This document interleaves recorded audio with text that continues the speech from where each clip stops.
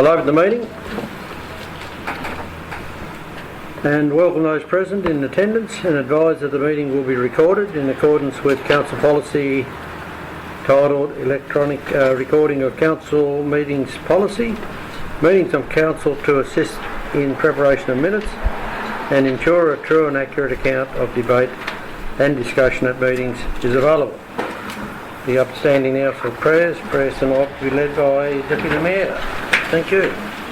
Lord, I just thank you that we can be here tonight, Lord, and I just pray, Lord, that the decisions that are made tonight are worthy, Lord, and that will put you first in it, Lord. I just pray for this community with the COVID restrictions and everything that's going on there, Lord. I just pray, Lord, that we'll just be able to keep a peace and keep calm in those situations, Lord.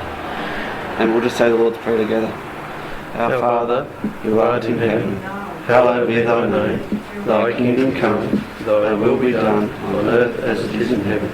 Give us this day our daily bread, and forgive us our trespasses, as we forgive those who trespass against us. And lead us not into temptation, but deliver us from evil. For thine is the kingdom, the power, and the glory, forever and ever. Amen. Thank you.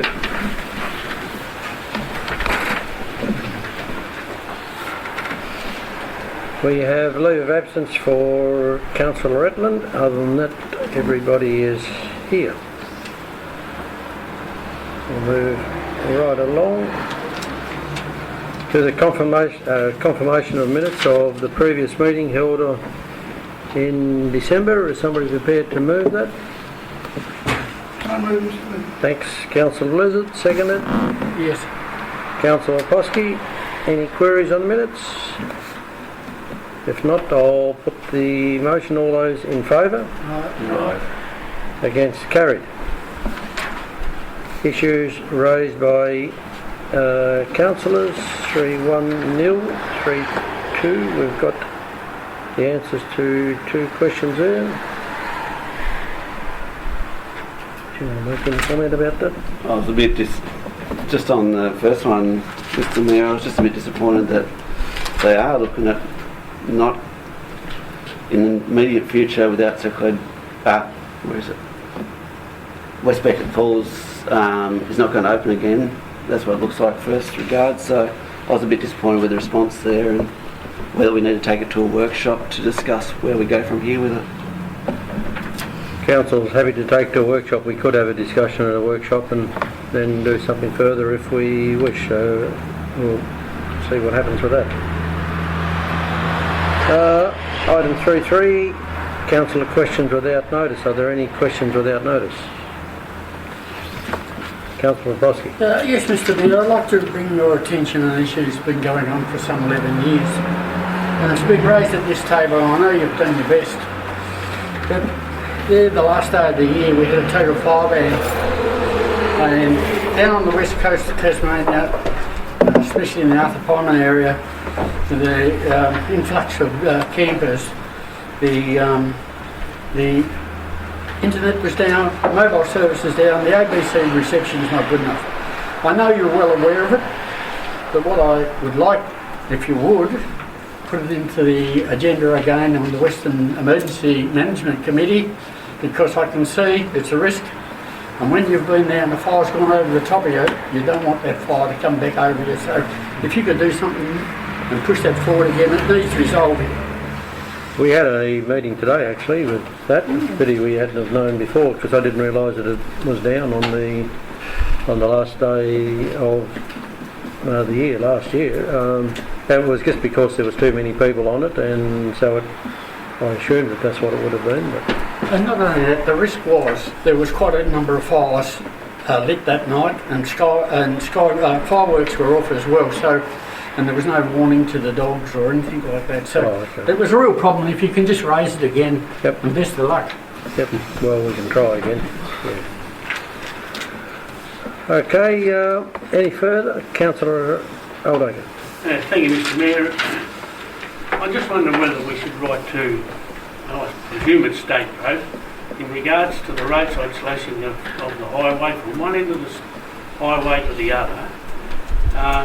It's appalling, and like you've got a job, people coming out of driveways, you've got a job to serve in places, and usually by now they're done, and like, I know the weather wasn't very well up until first week in December, but my word, we've had some pretty, and if we happen to get an outbreak of a fire, here's, you know, you want to put fire notices on everybody else and they're walking away from it, so we need to do something about it.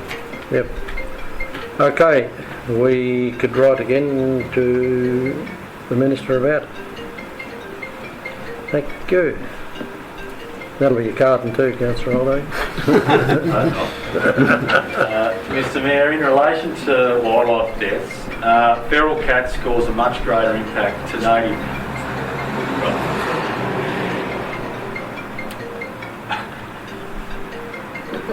Get a hand, Councillor. Start again. Mr Mayor, in relation to wildlife deaths, feral cats cause a much greater impact to native wildlife population than road traffic. What is being done to address this concerning issue in the Circular municipality? We have brought that up at Legat before, and not near enough is happening, I know. We could write to the Minister again and talk to the Minister about it. In fact, I think in the Deputy Mayor's motion is going to move tonight, that's going to be part of it, because it is a major issue, there's no doubt about that, with the feral cats. Thanks, Mr Mayor, and I think it's important if we can add that to the motion tonight. I'll be more in support of the motion if that was part of it. Thank you. No worries. Anything further?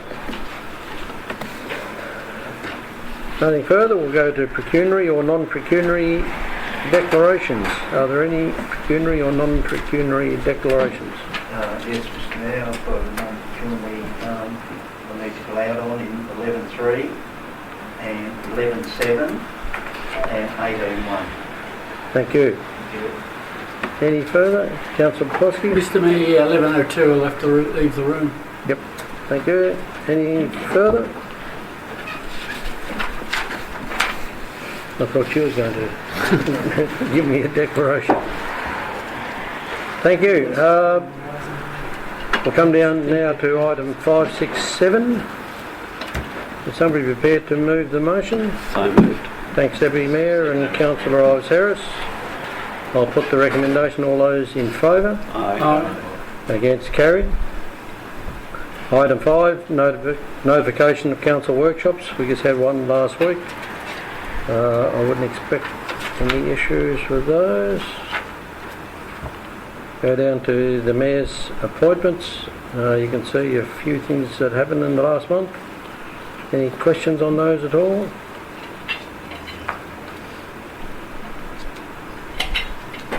If not, we don't have any late agenda items. We now come down to public questions. The Council encourages community participation by providing opportunity for public questions on activities of Council. Councillors and staff strive to ensure all people are treated with courtesy, fairness, dignity and respect, and we ask that members of the public to apply similar standards in dealing with Council. As the chairperson of the meeting, this is my responsibility to judge if a question or statement is out of order due to use of offensive, objectionable or defamatory expressions. I intend to provide people the opportunity to ask 2 questions each, and if time permits, may allow more. Please provide your name and contact details and a summary of your question on the forms provided so that if we need to contact you, we can. If you have any questions, please come to the microphone and state your name and ask your question. 8.1 is nil. 8.2, there's an answer to the question that we had in writing there, and so there's a response there as well. Are there any public questions without notice? Right. Yes. We're not live streamed tonight, so that's why we don't have the mic. So okay, so I just need to speak up? Yep, the camera is down the bottom there, so you're nice and close. Thank you. My name is Kerry Houston. My questions relate to the draft Scenic Values Assessment and Management Report, which was commissioned through consultants Inspiring Place and presented to Council at a workshop as part of a two-stage project. I believe that was presented to Council in July of 2021. So I represent some residents who are concerned about the scenic values of the Stanley Peninsula and wishing to protect those values. We had previously asked Council when that report would be released for public comment, and in the minutes of the June 2021 meeting it was advised that community consultation is identified in stage 2 of the project, which will be delivered in the second half of the year. We did follow that up again later in the year and were advised that it had to go to a council workshop to determine the preferred path forward.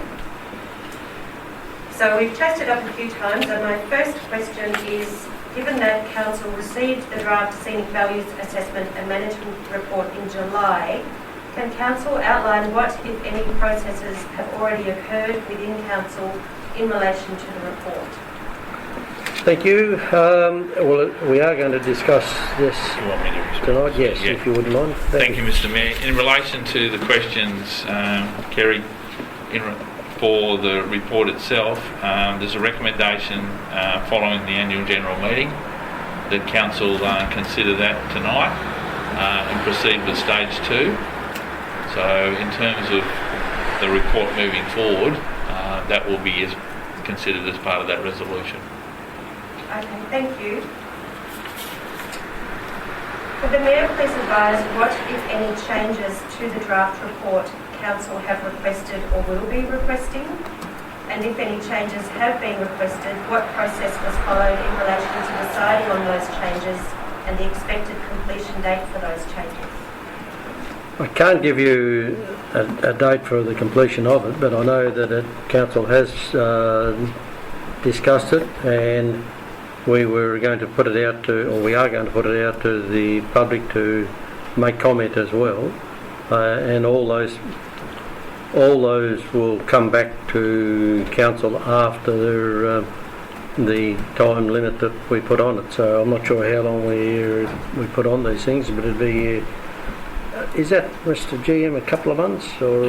Normally 4 to 6 weeks. 4 to 6 weeks. That's what I thought. Yeah. So that'll come out, and then it'll all, what council wants and what the public wants will be all done together as a result of that. Thank you. We have 2 more questions, but I brought someone else along to ask those. You've done well.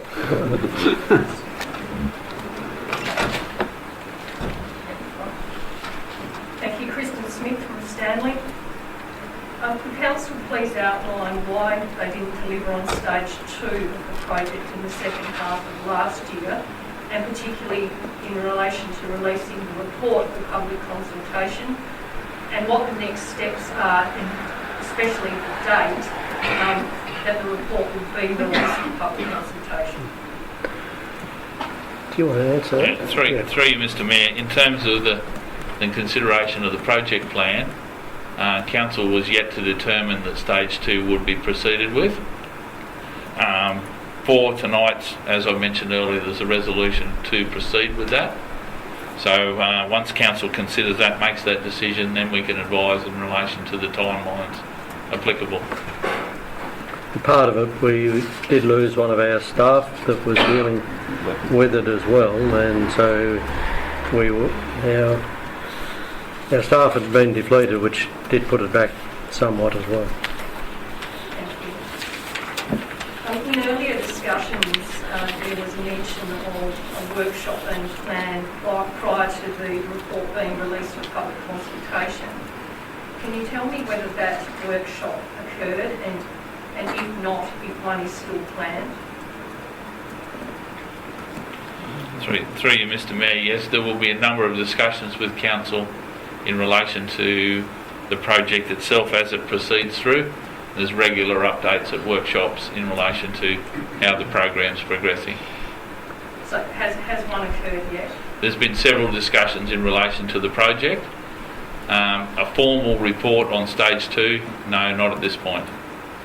And what's the next date under the project plan for the next workshop?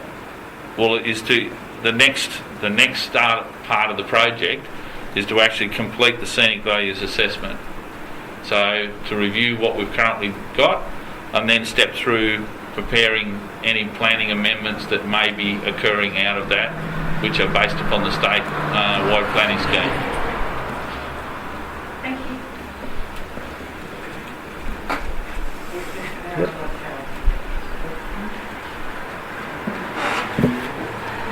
First of all, I just dedicate. I just want to know if council is aware, and it's about as council stores constructions, that there's 300 more vehicles per day on the Bass Highway while they have been doing that construction, coming in and out of Circular Head. That would be a real fight for council to take to the government to continue our road infrastructure coming from Circular Head. And my next question is, would we be able to turn the air conditioning off just while the planning's on, because the gallery, we can't hear back there. We could just have it off while I'll allow you to turn it off. Betty, turn it off as you go past. Thank you. You'll get me out of the coat, Betty. Are there any further questions? When do I get to ask my questions with the resolutions we put through in? This is the only chance to ask questions. Tim Anderson, Montague. Regarding my resolution asking the council to support a Ramsar nomination, I read the report attached to action recommended 4.2.8 on the council agenda for tonight's meeting regarding this, and it says, it is important to note the residents who raised the motion has been within the local area all of this time, and upon review has not previously participated in any of the earlier representations to the Ramsar listing. One could be forgiven for viewing the motion as placing a stumbling block in the way of the Robert Island development proposal and frustrating the due ecology assessments being undertaken by the EPA. I'm disgusted that council is presuming to know the reasons why I didn't participate in 2000. I'm also disgusted that the council is insinuating that my support for the Ramsar listing has nothing to do with protecting its significant values. At the time of the last nomination in 2000, I was unable to participate because I was undergoing critical medical treatment, thus rearing 2 young children. I am seeking legal advice on any possible action. The question is it council's practice to make presumptions about people and their motivations in reports to councillors which form the basis of recommendations upon which the councillors are supposed to consider and vote? I would say no, and anyway, we're going to discuss this tonight, so this is, I guess, a report that we have, and so that can be this part of that discussion tonight. But why was it put in the report, Darryl? If you'd like me to respond, Mr Mayor. Yep. Search of council's record indicated there had been no participation in previous discussions in relation to the Ramsar listing. Yes, I just explained that. I was critically ill at the time. I was for 13 years. I'm lucky to be here. So that was the reason. Yep. No, And I that's fine. don't like being singled out.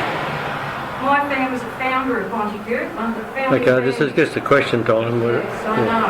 Yeah. But you've made your point, and that's fine. Yeah. The issue on the Devils, will there be a group formed going forward? Again, that's going to be discussed tonight. All right. Well,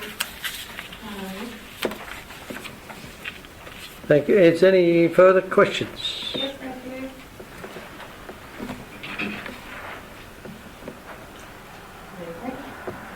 I refer to the reports attached to the agenda, particularly in relation to the resolutions that were raised at the council AGM and that were voted through unanimously by the community at that AGM. Who wrote the reports?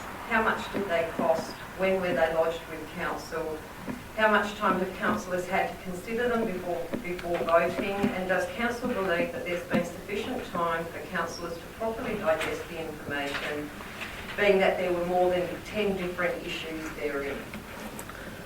Councillors got those last Fridays, and so our staff wrote the reports.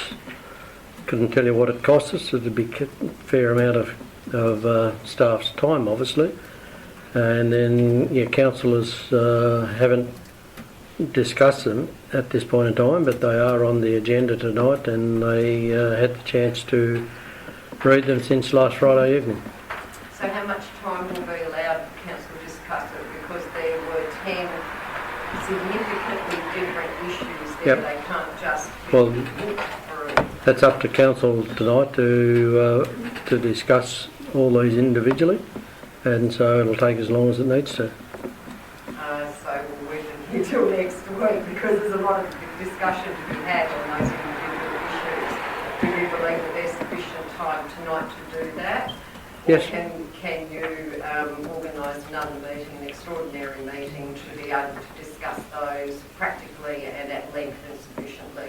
It'll be discussed, and if councillors wish to leave some of these because there's too many more points that they want to bring up, that could be put back to another meeting if councillors so wish. But that'll be up to the councillors, not myself. That'll be up to all our councillors to discuss that. Okay, thank you. I refer to council's reference to conflict with the current state government's power generation plan in response to the resolution. Is the council bound to the state government's agenda and not willing or capable of standing up for the people of Circular Head? The state government tells us how we've got to handle the planning. We are a servant of the state government. We can't do what we necessarily want to do all the time. We have to abide by the rules of the state government, and if we don't, the state planning authority can take the planning off council. So sorry, with all due respect, I'm not referring to the state planning, I'm referring to the state government's power generation plan. I thought it was on the current state government's. Oh, the generation plan. Yes, Sorry, that's yep. right. Okay, sorry, I got it wrong. There's, in the report it says that there's reference to conflict with the current state government's power generation plan. So I don't understand how that works with the planning scheme. So is the council bound to the state government agenda and not really capable of standing up? Yep. Yep, no, sorry, you're right. Thank you. And Through you, Mr. Mayor, in relation to the comments around the state's generation policy, the reference in the report speaks to the fact that the visual assessments and those particular components that you would seek to implement in terms of a local planning scheme is a document that has to be endorsed by the state. So in terms of if the state has an adopted policy, it's not that you can't raise the question, but I've highlighted in the document the fact that the policy has been adopted that there is to be additional generation capacity generated within the T2 region of the renewable energy zones under Figure 1. That particular component indicates that there's a well-established state of policy in the local area for renewable generation. In terms of the Minister's consideration of implementing frustrations for his own policy, that would be a matter for him.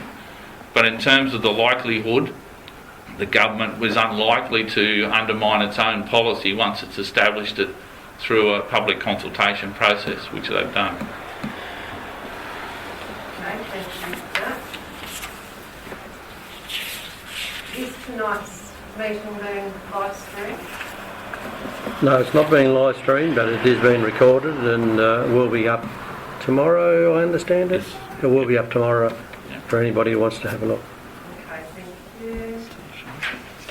Final question. Who advised council that the cost of a Ramsar listing is exorbitant sufficient. All that is required is a one-page letter of support from council to the relevant state minister. You would have. Through you, Mr. Mayor, in terms of the costings, the dynamics in terms of community consultation around that, I take your point that it's a simple nomination, but in terms of the process itself, it's not exorbitant costs, but there are costs attached to that outcome. Okay, and we all know that there's costs attached to that, Yep. but That's right. it's a significant Yep. issue that community wishes to work towards, and so perhaps the wording around that and its costs can reflect the reality. Thank you. Thank you. Any further questions?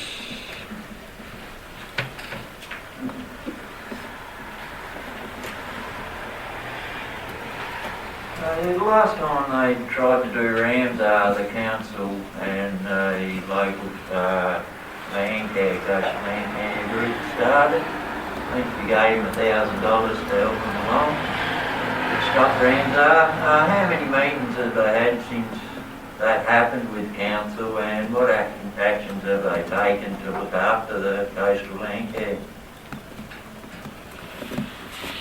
Give me a minute, Mr. Mayor. I know there was a fair few meetings for a while, but then they fell away pretty quickly, and there hasn't been a meeting for a long time, as far as I can remember. Not in my time as mayor, actually. Was that run by one of the local proponents of the... No, they had a local group. I know there was a number of people who were involved, but there was a committee of people together when that was proposed, going back 15, 20 years ago, whenever it was. I couldn't tell you when the last meeting was of, because I know that the minutes used to come. It wasn't a council committee, it was a community committee that was set up, and They got the funding off the county, didn't they? yeah, In or around the end of 2011 was when the community interest waned. So that's Yep. pretty well defunct now, so yes, it's over and so. yep.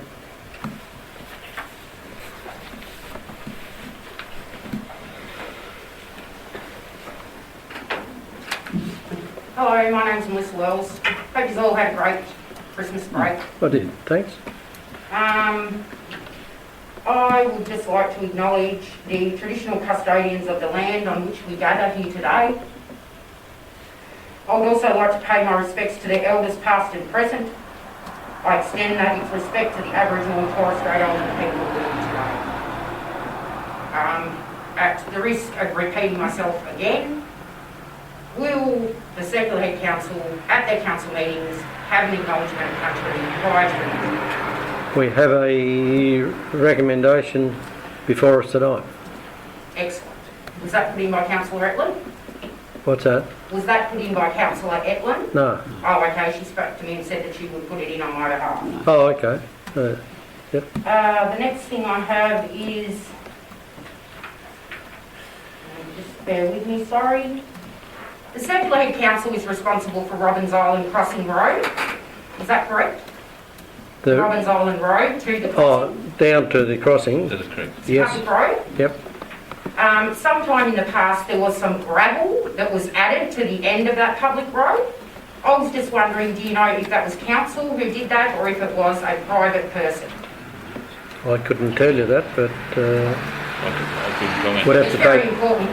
Was there an Aboriginal Heritage desktop survey done prior to that gravel being put on that road? I couldn't tell you. Would have to take it on notice. Right, well, I have a copy of the Aboriginal Heritage Report in its full entirety, 177 pages of it, not the 60 that is included in the council DA documents.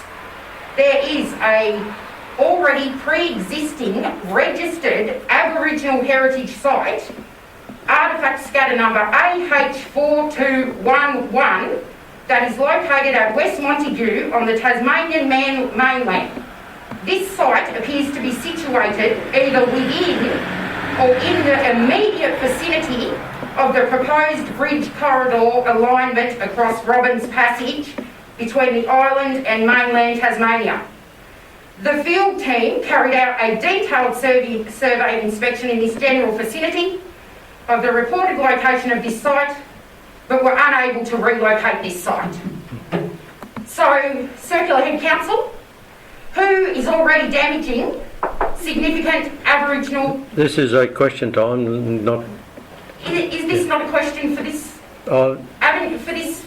we're saying to you that we'll find out and we'll get back to you. Well, I'm sorry, but you can quite obviously see that I'm visibly upset by this. I can see that. That is my people's heritage. Okay. And somebody has went down there and just put gravel on top of it. Now, as a council, you are to do a desktop survey.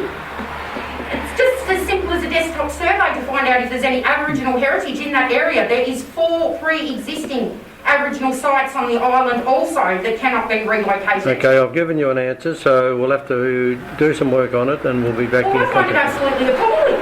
Well, let's find out the truth first, and I'm not saying what you're saying is wrong. What I'm saying Well, is it's that in a document, it's in the heritage report. I don't know The whether... heritage report that was done by Vernon Graham in 2020. Okay. We're saying that we don't know who put the gravel there, and I don't know whether council even did that. So let's find that out first, and then we'll deal with it then.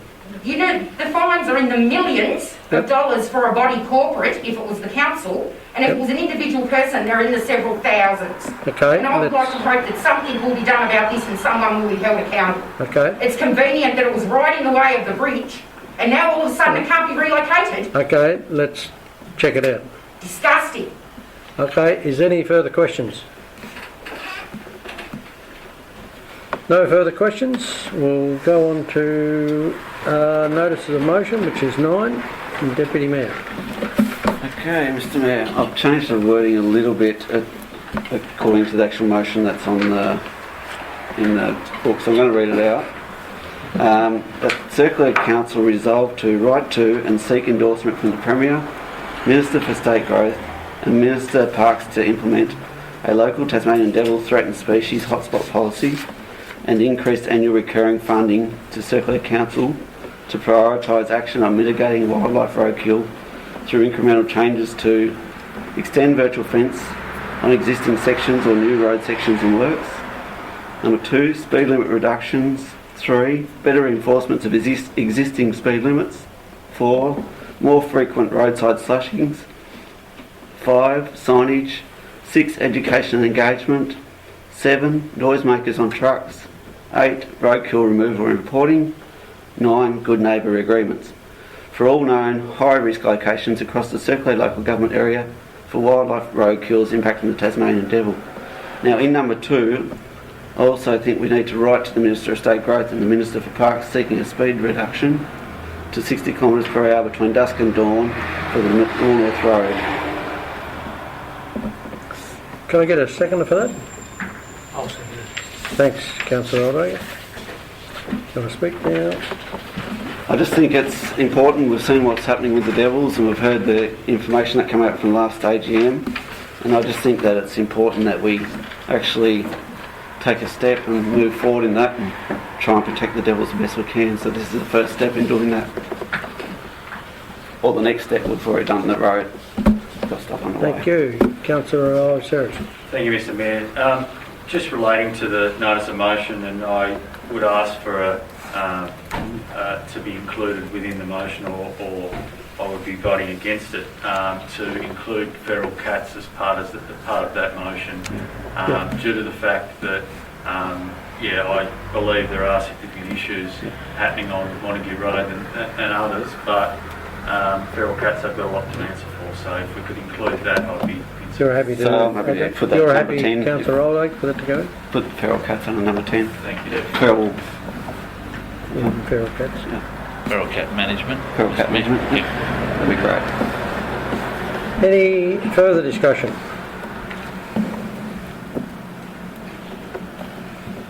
I support the motion. I think that it's a good motion. It's something that we've been talking about for a long time. It's really unfortunate that this week we started the virtual fencing and that was vandalised, which is really sad when we've got an important issue in our community, and our community is vandalising that, but hopefully our police will be able to deal with that.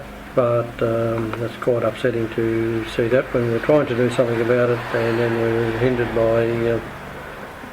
by senseless behaviour by a few people in our community. But I do support the motion entirely. No further discussion. I'll put the recommendation. All those in favour? Aye. Against? That is carried unanimously. Thank you. 9.2. Councillor Plosky. Thank you, Mr Mayor. After advocacy from the Chill Group, I'd like to raise the following motion that the Council trials a period of 3 weeks of free entry into Swirl during the 2022 summer public school holidays for those up to 16 years of age. Are we prepared to second that? I'll second that, Mr Mayor. Thank you, Councillor Woodward. As you can see from my rationale and the advocacy from the Chill Group that are looking for things for the youth of the district to do, and that's why I've moved the motion. I think it's a great idea at minimal cost to council, if any. It also maximises the use of the facility. It also increases the fitness level of our youth, improves the well-being and mental health, and most of all, look at the enjoyment. Thank you. Any further discussion? Councillor Woodward. Yes, Mr Mayor, I think this is a great idea to have, Yep. and I hope all councillors support it. Especially there's probably families out there that haven't been able to afford to go swimming. It's probably bigger families that haven't had the opportunity. So I think it's great that if we can have this 3 weeks where there's no charge for those children, and I just love to see that pool bubbling with kids. Thank you. Thank you. Councillor Blizzard. Yeah, thanks, Mr Mayor. I commend Councillor Dvorsky for this motion. It did come through, a lot of discussion has come through on this through the Chill Group. And further, Councillor Woodward, there was a member made comment. A member of the Chill Group made comment that a group of her friends simply couldn't afford to go. So this is an opportunity for them to have a look at it. So I commend Councillor for the motion, and we'll be supporting. Any further discussion? I support the motion. I just wondered whether we might be able to find out just how many people do take advantage of it, and it'll be nice after it to see whether many continue to go back to the pool after it, which might help us make more decisions next year if that was the case. But whether that'll be easy to do or not, I'm not sure. But it'd be nice to be able to do that if possible. From your comment, Mr Mayor, I would expect Swirl management to record that as such. Good. Yeah, it'd be good if they could. Okay, no further discussion. I'll put the recommendation. All those in favour? Aye. Against? Carried. We now have 10.1, so we're going into planning. So I just let councillors know we're now acting as a planning authority. So, and I'll hand over to you for the 10.1. Thanks, Ashley. Mr Mayor. 10.1. The first application we have in front of us today is for a king sheep processing and sales use of the property at 67 Metal Grove Road. Principally the issues considered here have been traffic and potential environmental issues with watercourse running nearby to the proposal. With regards to land use, it's an ancillary use to an existing resource property, but resource use in the area. Has been referred to the Department of State Growth for consideration with regards to any upgrade in the vicinity of the highway, and also Council's Engineering Department. And given the restricted use to a handful of days per week, Thursday to Sunday, 10 to 4, and the size of the development, it's unlikely to cause any traffic impediments. And we've also reviewed the wastewater practices proposed by the development, That will be reviewed in greater detail when we have a plumbing permit, but on the face of it, it would seem as though there's a reasonable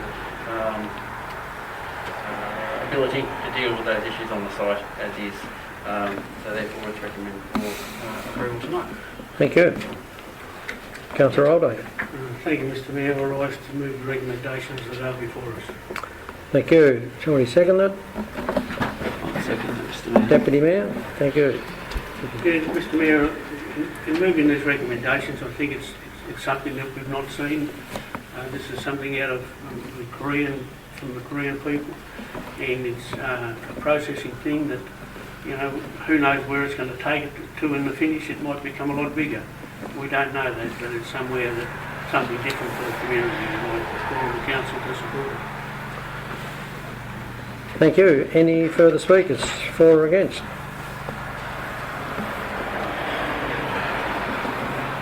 If not, I'll put the recommendation. All those in favour? Aye. Against, carried. Number 10.2, dwelling at 135 Emmett Street. Thank you, Mr Mayor. I'm still scrolling there, but probably can talk to it offhand. There we go.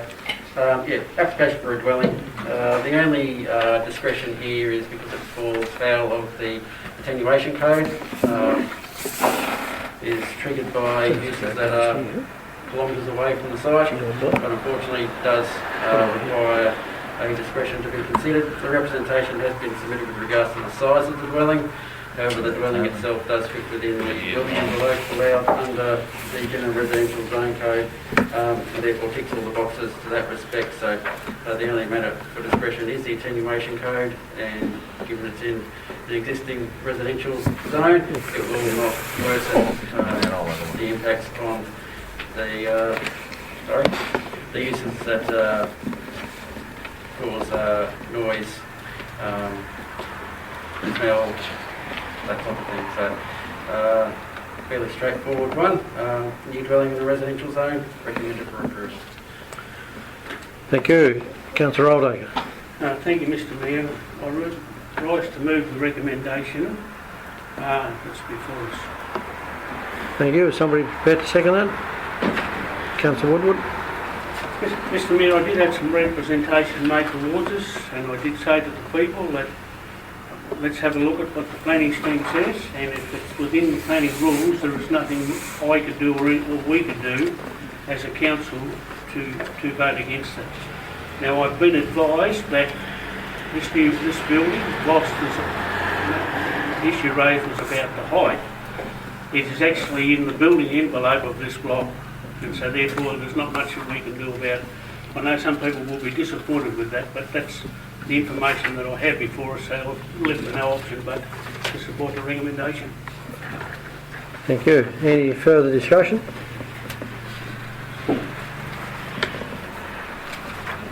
I'd add a representation as well, and I know that it's one of those unfortunate things, and which I did mention to them, that while I understand their concerns entirely, and it's one of those things that we don't have jurisdiction over, and one thing we can't look at. So that's unfortunate, because I do understand that it is an issue for them, but that's where it stands.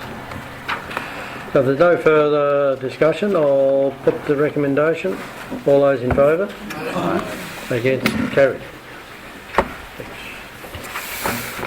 We now move on to 11.1, which is Customer Services Charter Report. Thank you, Mr Mayor. Thank you. The Customer Service Charter is a document developed to comply with the requirements of the Local Government Act. The Customer Service Charter has undergone substantial consultation and revision, and has now been reviewed and updated to more closely align with current trends and requirements. The Charter includes shorter response times that are more consistent with current customer service trends, and also has a broader definition of customer interaction with Council. Response times for acknowledgement of telephone or in-person requests has gone from 5 to 3 days. Written and email general requests for service or advice times from 15 to 10 days. There's also been an expectation of a customer that appointments to be made for complex inquiries to help council officers deal with those complex matters. The initial draft customer service charter was produced by a working group that had representation from all departments within council, and it is recommended that council adopt the customer service charter included in the attached report and that the charter be listed for review in January 2024. Thank you. Somebody prepared to move the recommendation? Yes, I move. Thanks, Councillor Blizzard and Councillor Poposky. Any discussion required? Debate? No. I'll put the motion. All those in favour? No. Against? Carried. 11.2, Circlehead Public Art Advisory Group.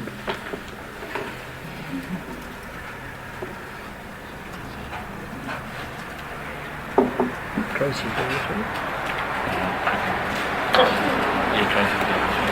thanks, Tracy. Through you, Mr. Mayor. Councillors, you have before you a report on the Circular Head Public Art Advisory Group seeking endorsement of 5 people who have put forward a nomination to form the inaugural public art group. After the adoption of the public art group information some time ago, it's really exciting that we have such a diverse range of people who put up their hand and want to be part of this really, what will be a really interesting and I'm sure dynamic group. Certainly the purpose of the Public Art Advisory Group is to support, promote and enhance public art in Circular Head. The individuals for consideration are Georgia Land, Liam Woodland, Sue Poposky, Tim Diesel and Toby Muir-Wilson. In addition to that, we propose a councillor as the chairperson and potentially a proxy for that councillor. Just so as a chairperson, it's really important that we have a councillor at each meeting. So I commend the report to you and encourage you to consider as councillors being part of this what will be a really interesting advisory group. And ask that you consider this recommendation. Thank you. Councillor Alday. Thank you, Mr. Mayor. And before moving to the recommendations, may I add one more name to that list who has requested he'd like to be part of it, Mr. Tom Glynn. And point 2, that we nominate Mr. Tony Hine to be the chair of that group. Okay. Otherwise, no problem with the recommendations. Fair enough. Somebody second that?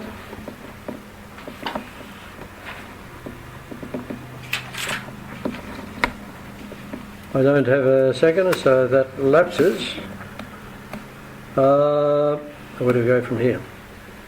Can we move the original motion and then nominate the elected councillors? Yes, we could. Mr. Glynn. So I you'll was to move the motion and nominate Mr. Glynn as or Councillor Hine to the advisory group. Sorry, you want to move the recommendation And nominate Councillor Hine to the advisory group. not Mr. Glynn. Not Mr. Glynn. Yep. No. Okay. Yep. Somebody want to second that one? I'm struggling with, aren't I? Can we try again, please, Mr. Mayor? Okay, yep, all the lapses at this stage. Can I suggest we move the motion as is, and we hold in abeyance discussion to back to the earliest opportunity to the council representative and whether Mr. Glynn's added to the list. I have nothing against anything there. We'll get a chance to have a chat about that. So I'm happy just to move the motion as it sits, and then we'll discuss the other bits of the later date. with the addition of Mr Glenn? No, just as it is. just there, Yep, then okay. we'll discuss all the other points at a later date. Okay, thank you. Somebody prepared to second that one? I'll second that. Thank you. I do have a motion. No, it's a good one. Okay, so item 1's in and item 2 is to be looked at later, and whether Mr Glenn is going to be added is up for debate as well. Could I ask you a question, Mr Mayor? Would councillors like that to come back to the workshop in February? Probably ought to. Yeah, I reckon that's We've wise. got to have an elected chair for it, so That's it wise. goes nowhere until that's here. That's right. Yep, that's fine. Thank you. All right, any further discussion on the motion as we have it? Okay, I'll put the motion. All those in favour? Aye. Against? Carried. Thank you. No, it's all right fun. We'll get Councillor Poposky back if somebody could. Oh, leave me out there. This is like... So we'll bring that back in.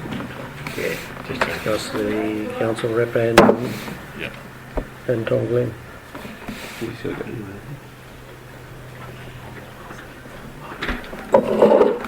Okay, 11.3, living on the Tarkine coast, plan and vision. The GM.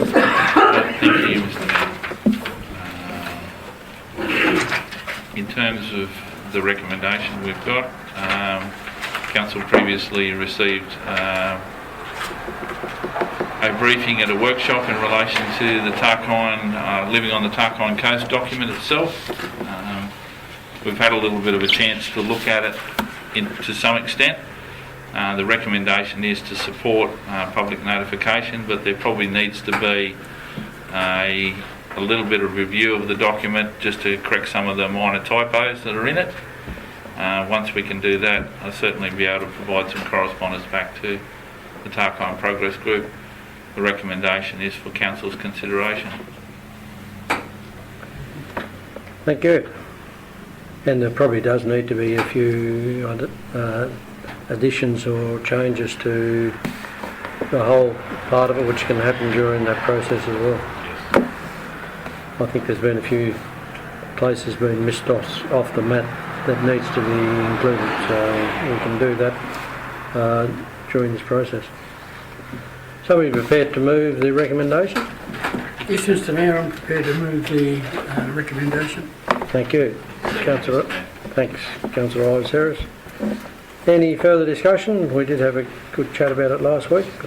Quite interesting. Mr Mayor, I commend the Tarkine Progress Group for putting this towards Council for the community to consider. It's enabled us to have a strategy for our district, and it's a way of moving forward. And I certainly will be interested in the feedback from the community to get to a final resolution. Thanks, Councillor Ives Harris. Thank you, Mr Mayor. Very similar to Councillor Poposky, I hope to see a lot of community feedback and representation to this plan. The only question I did have for the General Manager was after the 30-day consultation period, what will be Council's involvement and responsibility to the plan into the future? Through you, Mr Mayor, as we discussed broadly at the workshop, this document is starting to seed the concepts that our particular district would like to see in the regional land use plan. So we can take this document and the feedback and then actually take a number of fairly quick steps to actually get a local settlement strategy. There's actually a merging of a couple of documents here that we could actually achieve that. But in my mind, the most important thing is that it's actually forecasting what our local district would like to see in a regional land use plan, so that we're actually forecasting the fact that our region is growing and we want to have vibrancy and prosperity in the local area. Any further discussion? Just a question on that then. Will there be a template coming out of that that sort of sets guidelines that we can sort of start and use as to sort of work guys through those sort of things. Through you, Mr. Mayor, the document itself gives templates for a number of the urban locations and gives concepts. They're the intrinsic components that we want community feedback about. So the feedback and those documents will actually form those concepts moving forward. I see the real plus with this is that, and if we can get a lot of the community to support us and to have input into it, we can actually go to the government and with a lot of things that we want to do in the future, with the knowledge that our community is totally behind us, and that should give us a better chance when we're talking to the government to be able to get what we want. Any further questions or debate? If not, I'll put the recommendation. All those in favour? Aye. Against? Carried. Thank you. 11.4, after we get Councillor Woodward back. Yes, please.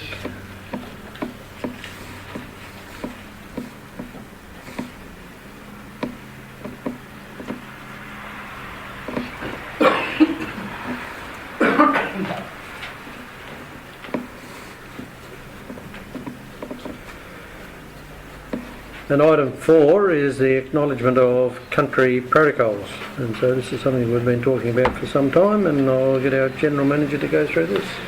Thank you, Mr. Mayor.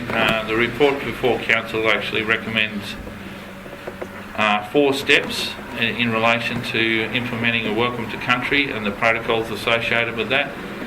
There was some consultation undertaken with the Circular Head Aboriginal Corporation, and there's reference there to the Department of Premier and Cadman's documents at the state government level.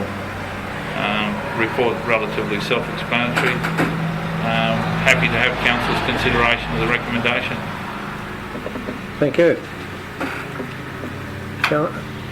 Somebody prepared to move the recommendation? Councillor Blizzard.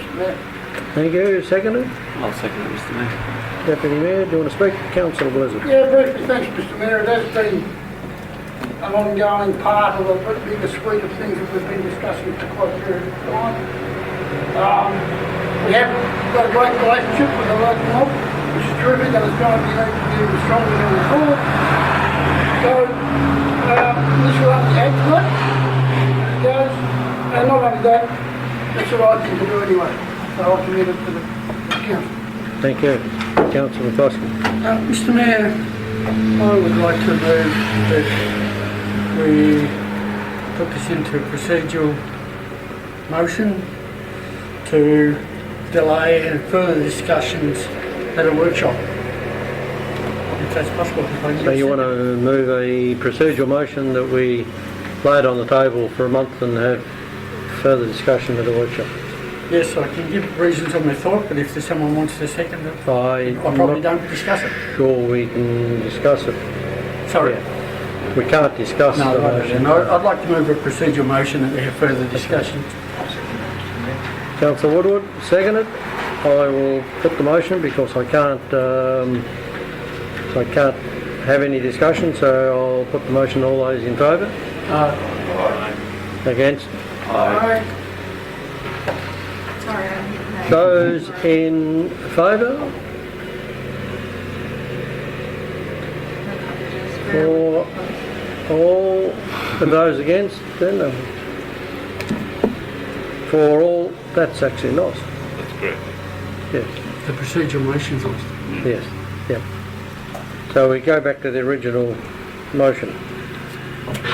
Mr. Mayor, can I ask that we put this into committee, please? Yes, you need to move a motion that we suspend standing orders. Need a second for that? Thank you. Councillor Woodward, I'll put that to the vote. All those in favour?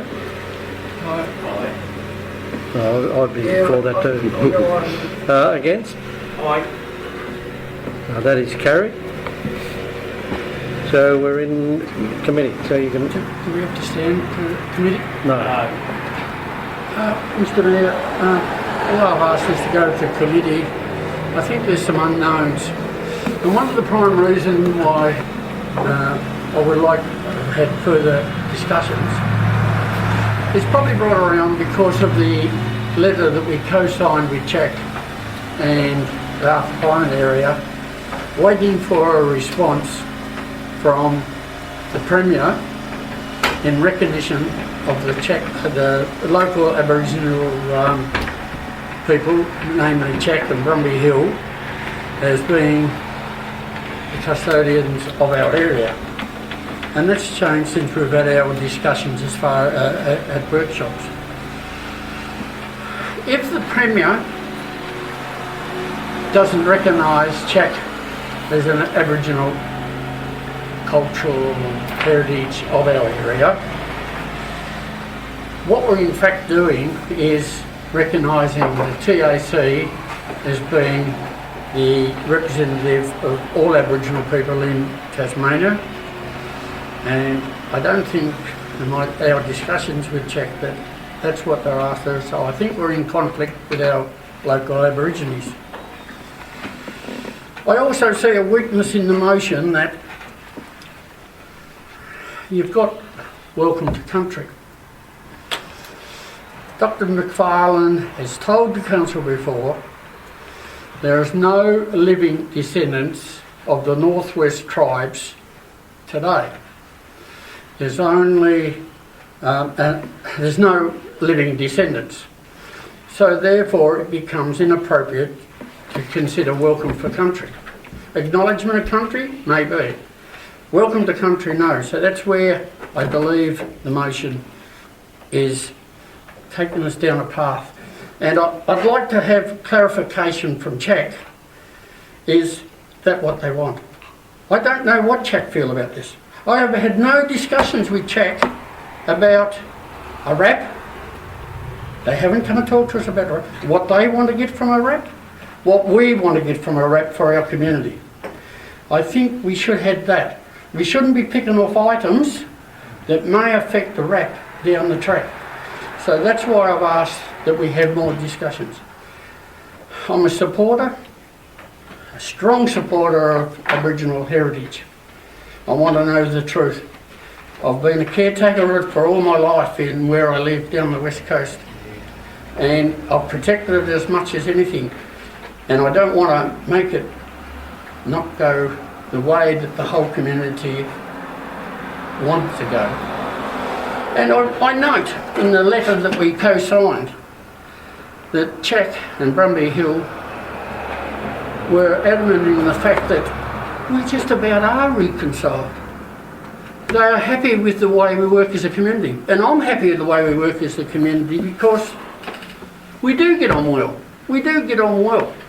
And I'm not quite sure, I've got doubt in my mind that we might be going down the wrong path if the Premier doesn't give us the right answers, and we will harm the relationship with our local Aborigines. And I don't want to see that happen. So that's why I'll vote against the motion, not because I don't believe that we should have acknowledgement to country.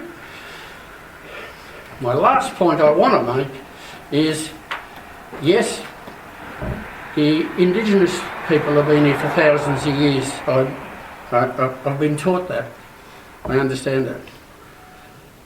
We were all as one up until 1970 to political agendas got in the way. I've got a life history of, and I've got relatives who identify as Aboriginal. My best friends are Aboriginal. And that didn't make any difference how we operated as a people up until politics got in the way for their agenda.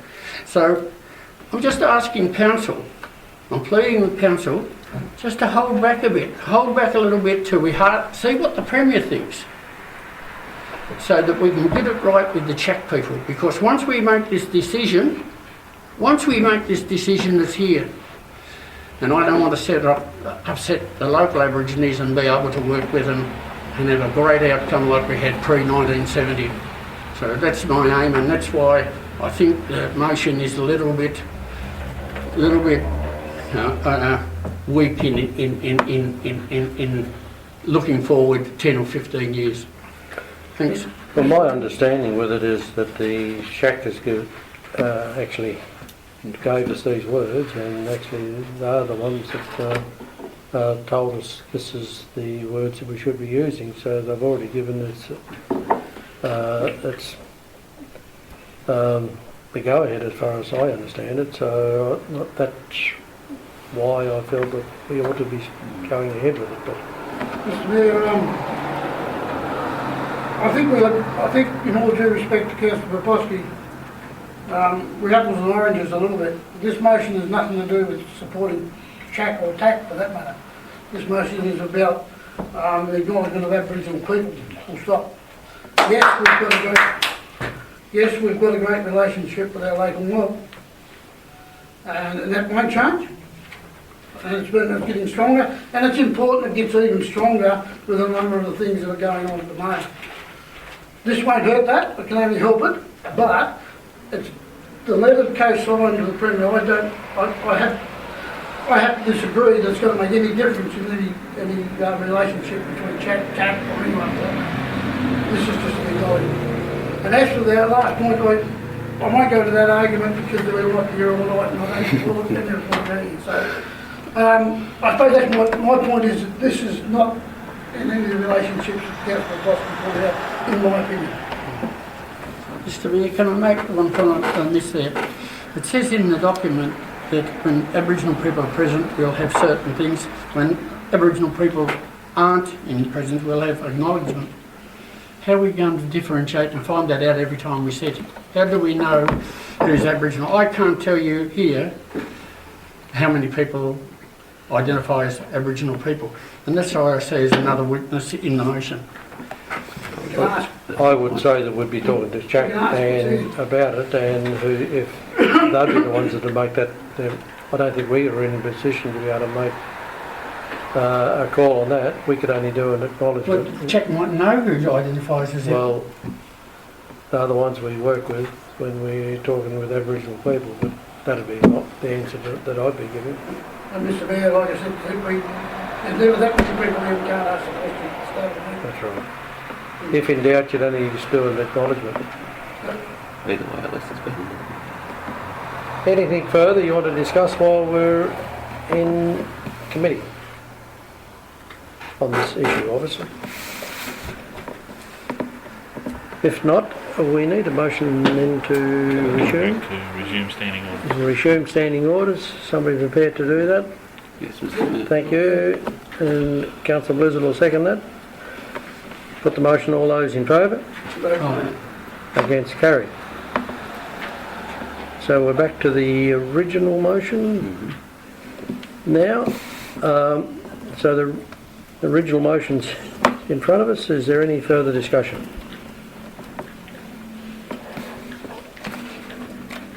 If there's no further discussion, I'll put the recommendation. All those in favour? Aye. Aye. Against? Aye.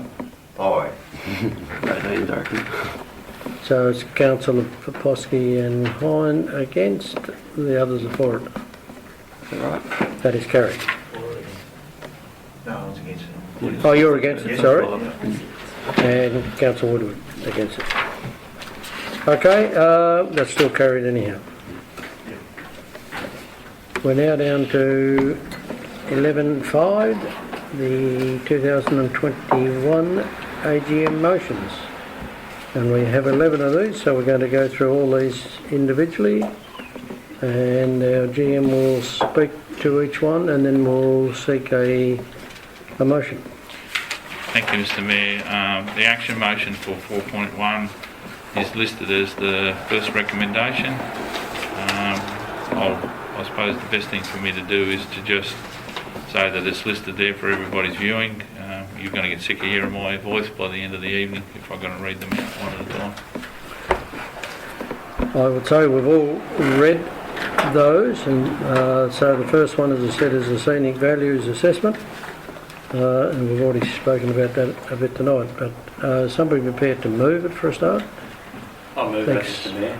Councillor Wright, Sarah, Mr. Mayor. And you want to speak to it? Just in relation to that one first motion, and we've heard members of the public speak about this scenic protection code or overlay, and it has been some time to get it into stage 2, so I think we have to really address this over the coming weeks to at least give a timeline for those people in the community going forward. Thank you. Yeah, I'll stand with what Councillor Ives Harris has said, but it has been some time, and it's been unfortunate that the main driver, or the person working on that, did leave and caused a bit of issues there. But overall, I think we need to make this move forward, so I think we need to have this stage 2 happening, so I'll be supporting it. Is there any further debate or discussion around the table? If not, I'll put the recommendation. All those in favour? Aye. Against? Carried. Item 4.1.2. To GM again. Thank you, Mr. Mayor. This motion recommends the virtual fencing project at Wool North continue, and the matter be raised at Legat through a statewide discussion on roadkill mitigation for biodiversity hotspots. The motion is there for Council's consideration. I'll move that one, Mr. Mayor.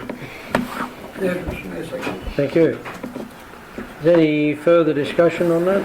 Thank you. I think we've talked about this one in the past resolution that I put forward earlier on in the night, but the virtual fencing, I think we've got to get that happening, and it's disappointing that what's happened over the last week when we tried to put that up, so I think we've got to continue to work towards that and talk to Legat and try and get that profile for the roadkill mitigation happening. I concur basically with what Councillor Berkeley has said, and also express disappointment and condemn the actions of whoever went out of their way to vandalise the post down there. Any further discussion on that one? I think we need to acknowledge that it's not going to be any one thing that's actually going to stop all this from happening. It's a number. In fact, I got an email from Wings Wildlife who have got a number of the perfectly healthy devils that they do want to put out in the wild, and they suggested that this would be a great place to do it. And I just emailed them back. I said we'd be happy to talk to you, but we need to try to get this virtual fencing up and get a few things done before we do that. I know I've talked to a couple of the farmers down that way as well, and they'd be happy to do a bit more with fencing and whatever. So if we could actually get more things done that is going to stop these devils from being killed, would be much better. So, but we will keep in contact with them, and that was, I thought, a great offer for them to come down to acknowledge that this area is an area that is still safe and good for devils to be in, to come to. We'll look at seeing what we can do. No further discussion. I'll put the recommendation. All those in favour? Aye. Against? Carried. 4.2.1, Mr. Dean. Thank you, Mr. Mayor. This recommendation or action motion acknowledges the notification process around Robbins Island development application, which is currently proceeding. Also lists the development project submissions that we would like to see from community, and also references the current policy that was spoken of earlier in relation to the T2 renewable energy region within the state. I put the motion for Council's consideration. Thank you. So we're prepared to move. Thank you, Councillor Plosky. Seconded. Yes, Mr. Mayor. Councillor Blizzard. Want to make any comment, Councillor Plosky? Nothing. Any further discussion? I'll just say one thing. We've got on there number 2, encouraging all persons in the community interested in the Robbins Island development project to make submissions. I think that's very important that they do, and they do go into the office and find out all they can about it to make the right representations and do it the right way. Yeah, I'm sure we'll get a number of people who go in, and I'm pleased that we've actually got a separate building to be able for people to be able to go in and find out all the information, and you can do it online as well, and so people can go and make representations whether they are for it or against. We'll get quite a number in both, I would have thought, but it'll be interesting to see how it goes. So it's going to be open for another 6 weeks, so it gives people plenty of time to check it out. No further discussion. I'll put the motion. All those in favour? Aye. Against? Carried. 4.2.2. Thanks, Mr. GM. Thank you, Mr. Mayor. This action motion 4.2.2 references the emerging large development proposals within the region. Also references proceeding with the local and regional statewide planning scheme changes, and also acknowledges that some perceived changes through the development proposals may challenge some of the local perspectives. Hence, there's a strong need to actually have submissions on development applications. Thank you. Again, have I got a mover and a seconder? Yeah, I'll move, Mr. Mayor. Thank you, Councillor Blizzard. Seconded. Thanks, Councillor Woodward. Is any discussion on this one? But, Mr. Mayor, I'll just acknowledge the same as Councillor Burke. When these come up, is that people with submissions for and against, either way, actually put the work and put the stuff in, and the opportunity presents itself.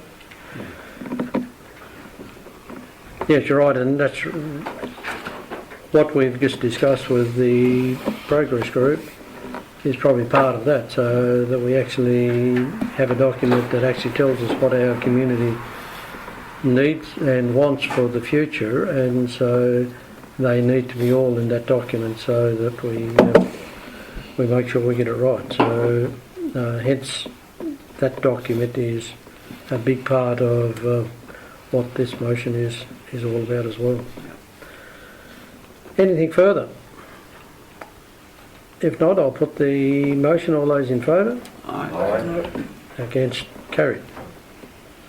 4.2.34. Yep, 4.2.3. 3, that's what I thought. Thank you. Thank you, Mr. Mayor. The first part of the action motion acknowledges the Robbins Island development proposal.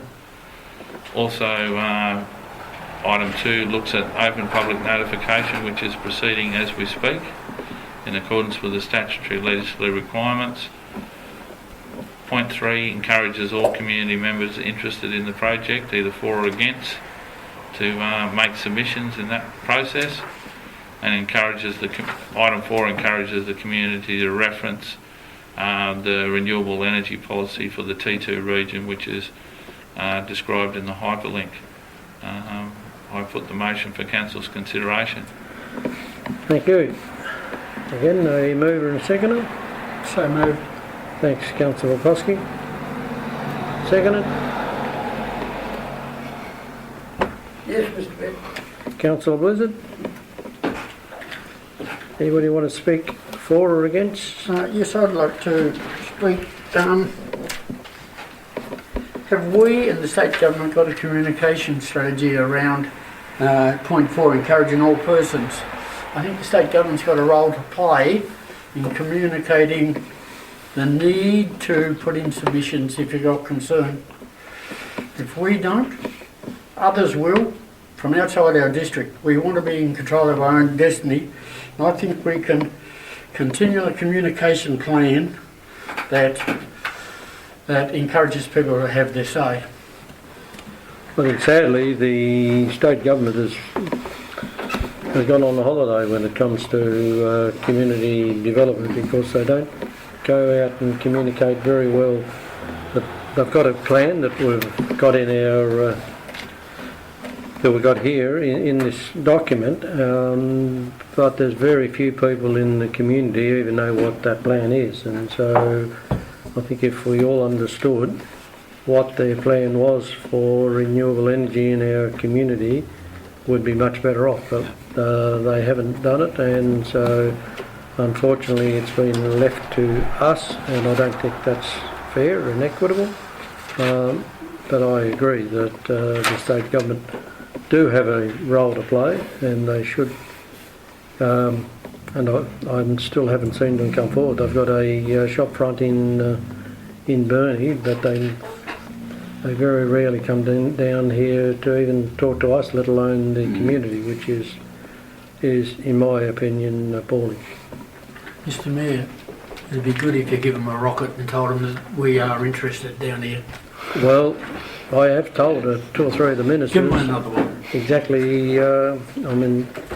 Barnett was down, and I told him that they need to get out and talk to the people and let them know what's going on. But they don't do it, but we can try again, no doubt. I guess the biggest problem's been, Mr Mayor, that they actually adopted this without actually putting any community consultation in the first place, and that's probably where it's got to start with, which has been very, and now we're dealing with it, and they should have put that up front before they actually come out to that. So I was very disappointed in that side of it, that they didn't really, they just put that adopted that without taking it to community.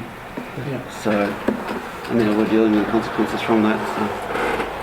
Mr Mayor, with people putting submissions for or against, is there any advertising as far as council goes to encourage people to do this?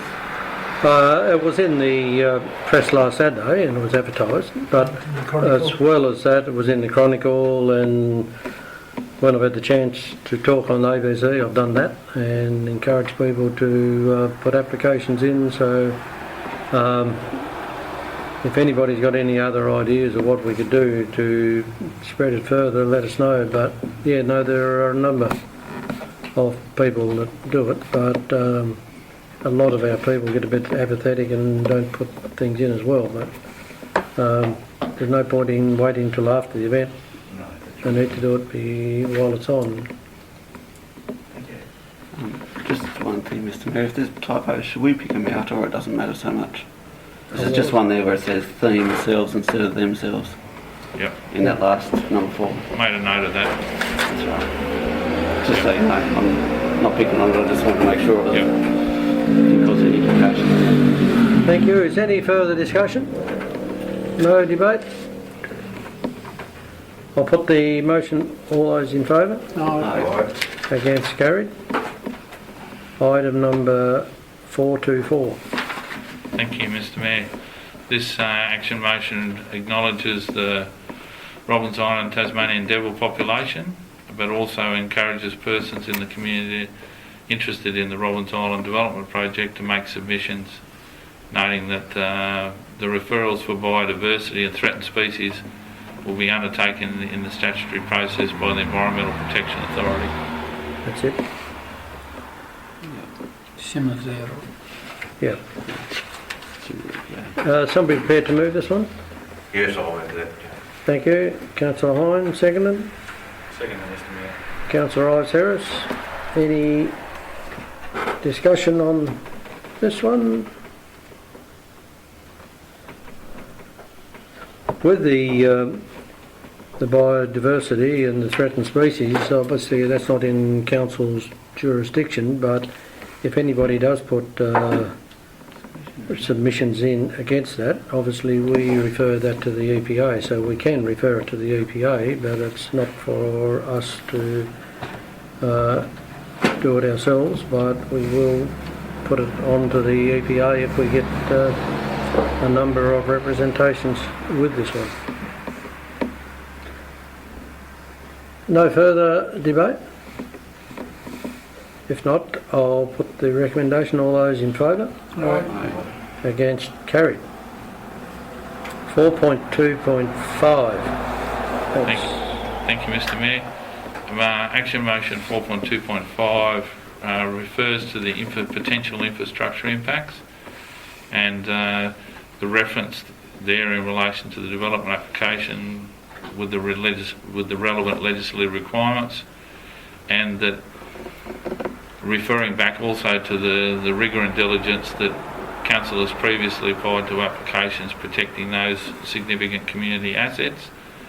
Part 2 of the action motion is that all persons in the community take an interest in those particular components and provide submissions so that Council can consider that. This is one of the areas within the suite of the considerations of the Planning Authority that Council has full remit and responsibility. That's right. Somebody prepared to move the recommendation? Councillor Blizzard? Yes, Mr Mayor. Deputy Mayor seconded. Any discussion required on this? Not really, a bit of comment and reiterate what the GM has just mentioned, and with the rigour and diligence has happened in the past on these, I'm sure we'll look after our roads. We certainly need to look after our roads for sure. We definitely don't want it to come back onto ratepayers, so we're going to make sure of that. Any further discussion? I'll put the recommendation. All those in favour? Aye. Against? Carried. 4.2.6. Thank you, Mr Mayor. This recommendation, action motion 4.2.6, recommends that we proceed with the virtual fencing project. Prepare a motion for consideration and endorsement by the local government sector through the GAT for roadkill mitigation. And item number 3, encouraging all persons in the community interested in the development project and the perceived biodiversity impacts to make submissions during the public notification period. So I present the recommendation for Council's consideration. Thank you. Somebody prepared to move this? Yes, I'll move that. Thanks, Councillor Hines. Second, Mr Mayor. Thank you, Deputy Mayor. Any discussion? It's pretty much similar to one of the other ones. It is rather similar, that's right. No further discussion? I'll put the recommendation. All those in favour? Aye. Against? Carried. 4.2.7. Thank you, Mr Mayor. This action motion 4.2.7 acknowledges the concerns in relation to commercial in confidence discussions that Council often undertakes with emerging development proposals. Section 2 of the motion references the Council engage and meet with customer inquiries to promote positive economic development in the area, that we continue to do that, and encouraging all persons in the community interested in any publicly exhibited notified development projects to familiarise themselves with the application information and make submissions. Most conversations in relation to economic development normally materialise in a development application, and that is the opportunity for community to make submissions and comment. I provide the motion for Council's consideration. Thank you. Again, if I got a move and a second. Yes. Thanks, Councillor Foskey. Seconded. Councillor Blizzard. Any discussion required? The only thing that I'd like to say with this one is that if anybody's got anybody in the audience or in the public knows better ways of being able to get people motivated to look at these, I'd be interested to know what they were, because we often put things out for public debate, and we want to get from our community various things, but man, we don't get very many responses, which is, it'd be really nice to, if somebody's got an idea of how to get it out there, I'd be very interested to know what it is. Is any other debate on this one? I'll put the motion. All those in favour? Aye. Against? Carried. 4.2.8. Thank you, Mr Mayor. This action motion 4.28 acknowledges the proposed changes by some large development proposals. Also, it gives credence to perceived changes through development proposals in the future may challenge some local personal perspectives. And item 3, all persons in the community interested in any public exhibited notified development project to familiarise themselves with the application and make a submission during that period. I present the motion for Council's consideration. Thank you. Again, we've got a mover. Thanks, Councillor Woodward. Seconded. Yes. Councillor Oposky. Any debate or discussion? If not, I'll put the recommendation. All those in favour? Aye. Against, carried. 4.2.9. Thank you, Mr Mayor. Action motion 4.29 references considering the listing of Robbins Island, the Bollinger Bay wetland under the Ramsar status. Item 2, Council will engage the wider Circular Head community seeking responses in relation to the Ramsar listing and test the wider community aspirations to register the Robbins Island, Bollinger Bay wetland under the Ramsar protocols prior to formally determining a response. Item 3 is encourage all persons in the community interested in the Robbins Island, Bollinger Bay wetland listing under the Ramsar status to familiarise themselves with the application information, contents and to make a submission to Circular Head Council on the topic. And item 4, engage regional and state government stakeholders to determine the appetite for support to have the area of the Robbins Island, Bollinger Bay wetland listed under the Ramsar protocols. I present the motion for Council's consideration. Thank you. Councillor Rose-Harris. Mr Mayor, I'd like to move a procedural motion to include a 5th point, and this particular motion is included in our next workshop to address what is in item 12.3 of our report. Section B is a letter of support from the Cradle Coast Authority for the Ramsar wetlands for the Robbins Island wetlands to be Ramsar listed. So I think it's of significance, and I thank Mrs Anderson for her question at the AGM in relation to the Ramsar. So I think we really need to target that over the next week or two. Thank you. So you'll move the recommendation because it included that we have item 5 as add 5. Sorry, with this to be included in our next workshop. Our next workshop to, for all councillors to come up with. Also, with item 2, we probably will be able to understand how we will engage with our wider community with that too. So, the point of order there, are we putting 4.29 into procedural motion? No, I don't think it's procedural motion. It's just changing the motion. It's not actually a procedural motion. He's amending the motion to add 5 and to action 5 and 2 that we do it at the next.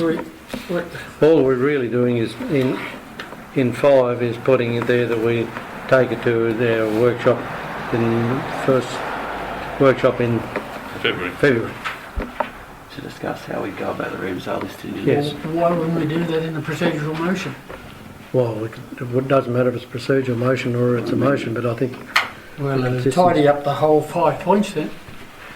That's my opinion. Like, as long as we discuss it. Yeah. Yeah. You're happy to second that? So it'll be the 4...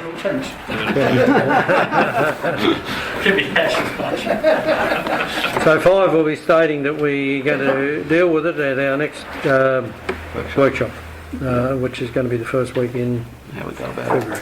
And how we're going to go about doing the community consultation. Okay. Was that reference to Cradle Coast and how they come to there? That'll be part of the discussion we'll have. Yep. Maybe we'll get them down. Good idea. Okay.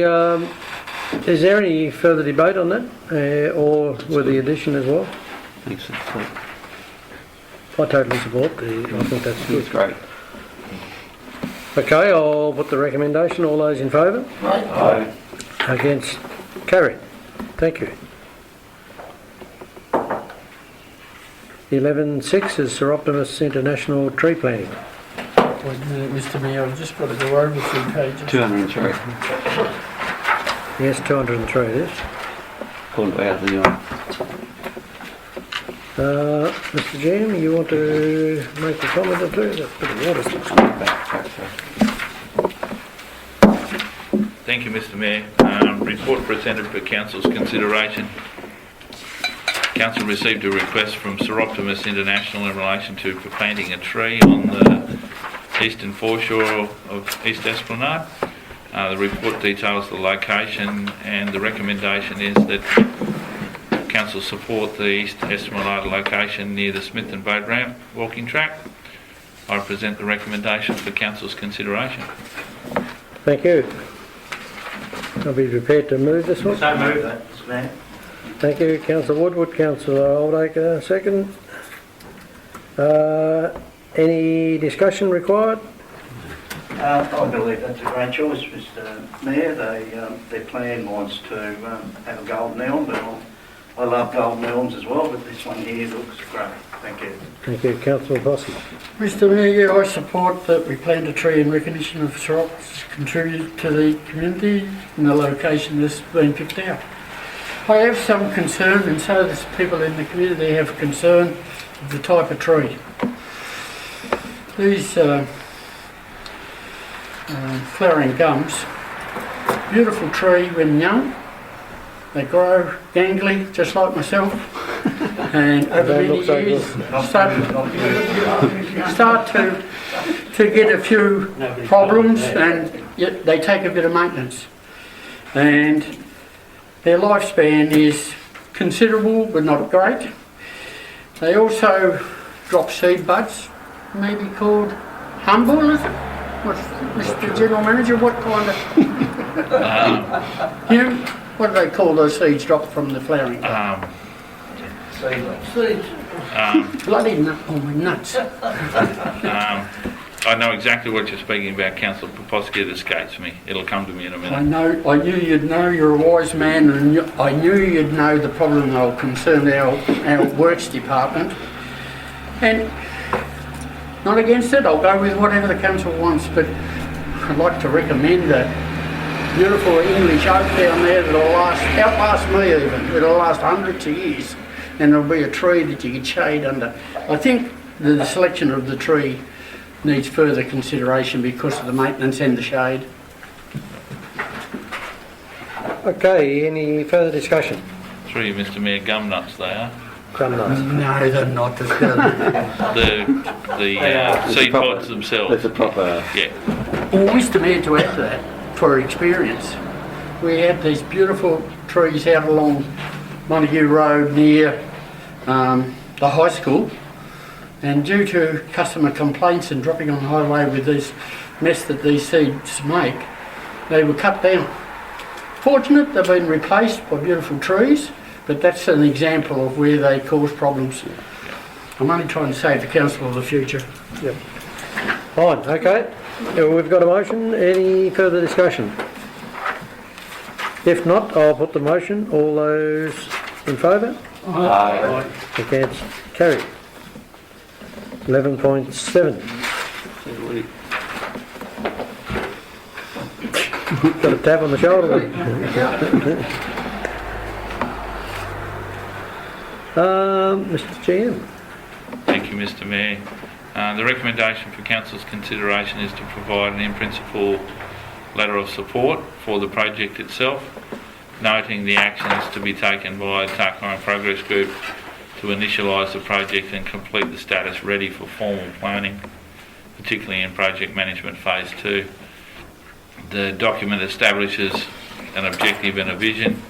However, respectfully, there's a number of gaps in terms of the project plan itself, primarily landowners' consent, that warrants a little bit more work before Council could formally endorse it and understand any financial impacts in the long term. I present the recommendation for Council's consideration. Thank you. Somebody prepared to move the recommendation? Yes, Mr Mayor. Thank you. Councillor Poposky, seconded.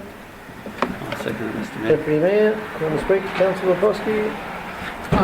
Yes, I'd like to speak. I'd like to commend the progress group for the initiative of coming up with a plan that the community's asked for 20 years. It's been a desire to go down beside the wetlands, to observe the wetlands and get down to the beach. We're the only area on the coast that hasn't got a beach frontage. This would do that.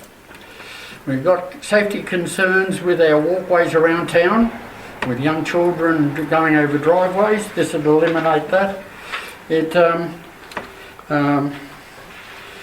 also gives us a chance to develop a further tourist attraction for Smithton, which I'm sure it'll be popular because the community have asked for it for a lot of years. Any further discussion? Councillor Terrace. Thank you. I would, in principle, I would like to support stage 1, but as the General Manager has raised, there is private land within the other stages to consider. Us as a local government, we have other priorities that we have discussed within our region and probably are in front of this. So I think it is important to understand what we're actually providing support for. So I would provide support for stage 1, but if it was for the whole, which I think it is, the whole track, I would be speaking against it. Fine. Councillor Allen, then Councillor Hine. Thank you, Mr Mayor. As this is laid out on the table, I can't support it. We've actually got the cart before the horse. You take the first stage down to where the scout place is, that's probably not a very big issue. But from there on, we would need to see in writing the landowner's consent all the way out there. What we also need when you're asking and do a survey of whether that people want it, but the question needs, nobody asking just, do you want a track out there? Because you'll get an answer without everybody understanding. We need to understand, and the gentleman that's done this, I presume was Mr Arnold, done these figures, I don't know. No. Well, he's the one that come and talked to us about it. He's been very conservative in his figures, but let's take him, that's 17 Ks that they talk about, and that's what's all in the press, that it's going to cost $6 million or thereabouts. That puts $60,000 on council's bottom line, without the $100,000 in repair costs that we would envisage over a 20-year period. And that's why I can't support it. Do the survey, go and get a survey done if they want it, but you also got to remember it's handy for people to come with ideas, to come to this table, but you need to make sure the I's are dotted and the T's are crossed. Because I know of 2 landowners out there who are very reluctant to let anything happen. And that's why I'm not going to support it. Councillor Hine. Yes, I'd like to, first of all, support what Councillor Harris said, but agree in principle, and I'd like to move an amendment for consideration that this council agrees in principle to a walking track between Smithton and Stanley via the Anthony Beach as a future project of this council, conditional to the following.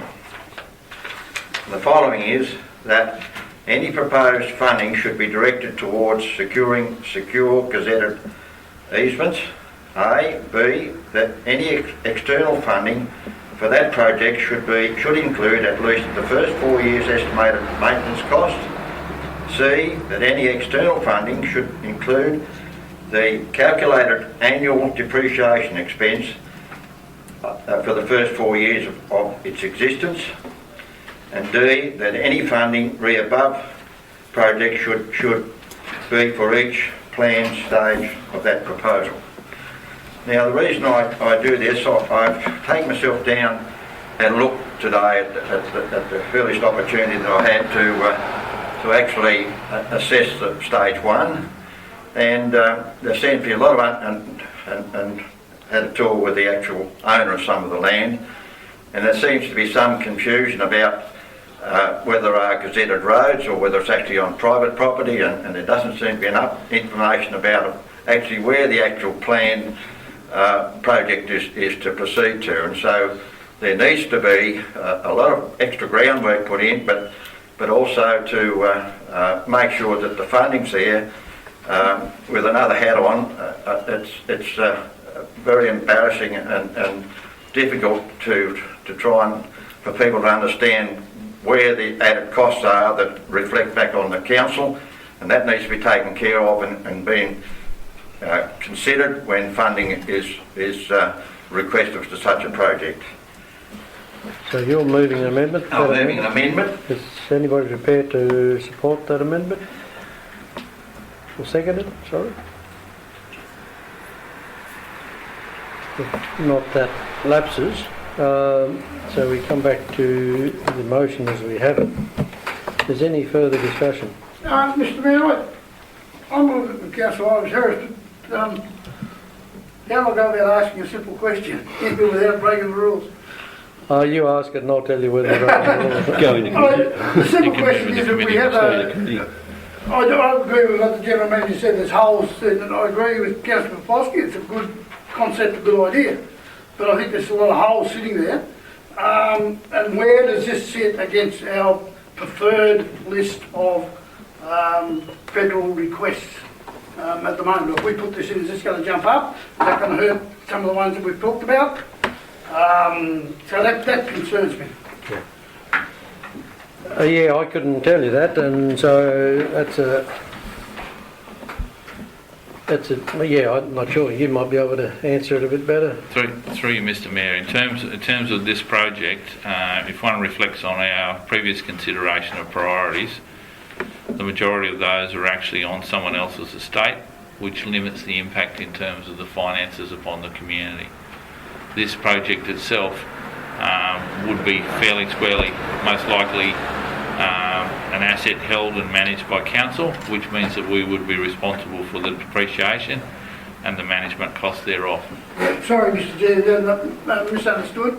The current list of preferred options we've got for the federal election, e.g. West Explorer, but where would this jump in amongst that list there? It wouldn't be in the top of the list. Yeah, it was on the list, but it's on the bottom of it. Yeah. That would concern me that may jump come above some other ones that we've prioritised fairly highly there. Yep. Through you, Mr. Mayor, hence what I've tried to reflect there in the recommendation is that it actually needs a bit more work to be developed up to financial close at the end of a planning phase in terms of project management. Just for a bit of clarification, is that the right wording for number 1? Because we're saying we're going to provide a letter of support pending, but I think we need a bit more in-depth information in that to make it a bit stronger. I agree, Deputy Mayor, because we're sort of saying, well, if you put a plan together, we support the whole project. Yep. And by consensus around the table, correct me if I'm wrong, but there's parts we certainly are happy to go ahead with, and there's other parts, there's a lot of teething issues to go to work through. So whether we probably put this on hold, perhaps, or change an amended motion, perhaps, if someone said something. Mr. Mayor, there's a bit of debate there. People are speaking, and I've got some comments to make, but I can't make them until the end. Yeah, I know. That's why we're just sort of getting a little bit out. I haven't spoken for or against it, but I support the project, but I agree with Councillor Oldacre and Councillor Harris, basically that until we know whether the landholders are going to be happy to let their land be used, we haven't got anything at all other than the first project. So we could support the first part of it if they can get funding to go down to Flowery Flats or wherever, Scout Camp. But I wouldn't be interested in supporting anything else other than that until they have spoken to all landholders. I agree with Councillor Oldacre that it's going to cost much more than the 3.2 million. I don't reckon you're going to get that much change out of 10 million by the time, especially if you're going to put a bridge over part of the West Inlet. But I'd be happy to support.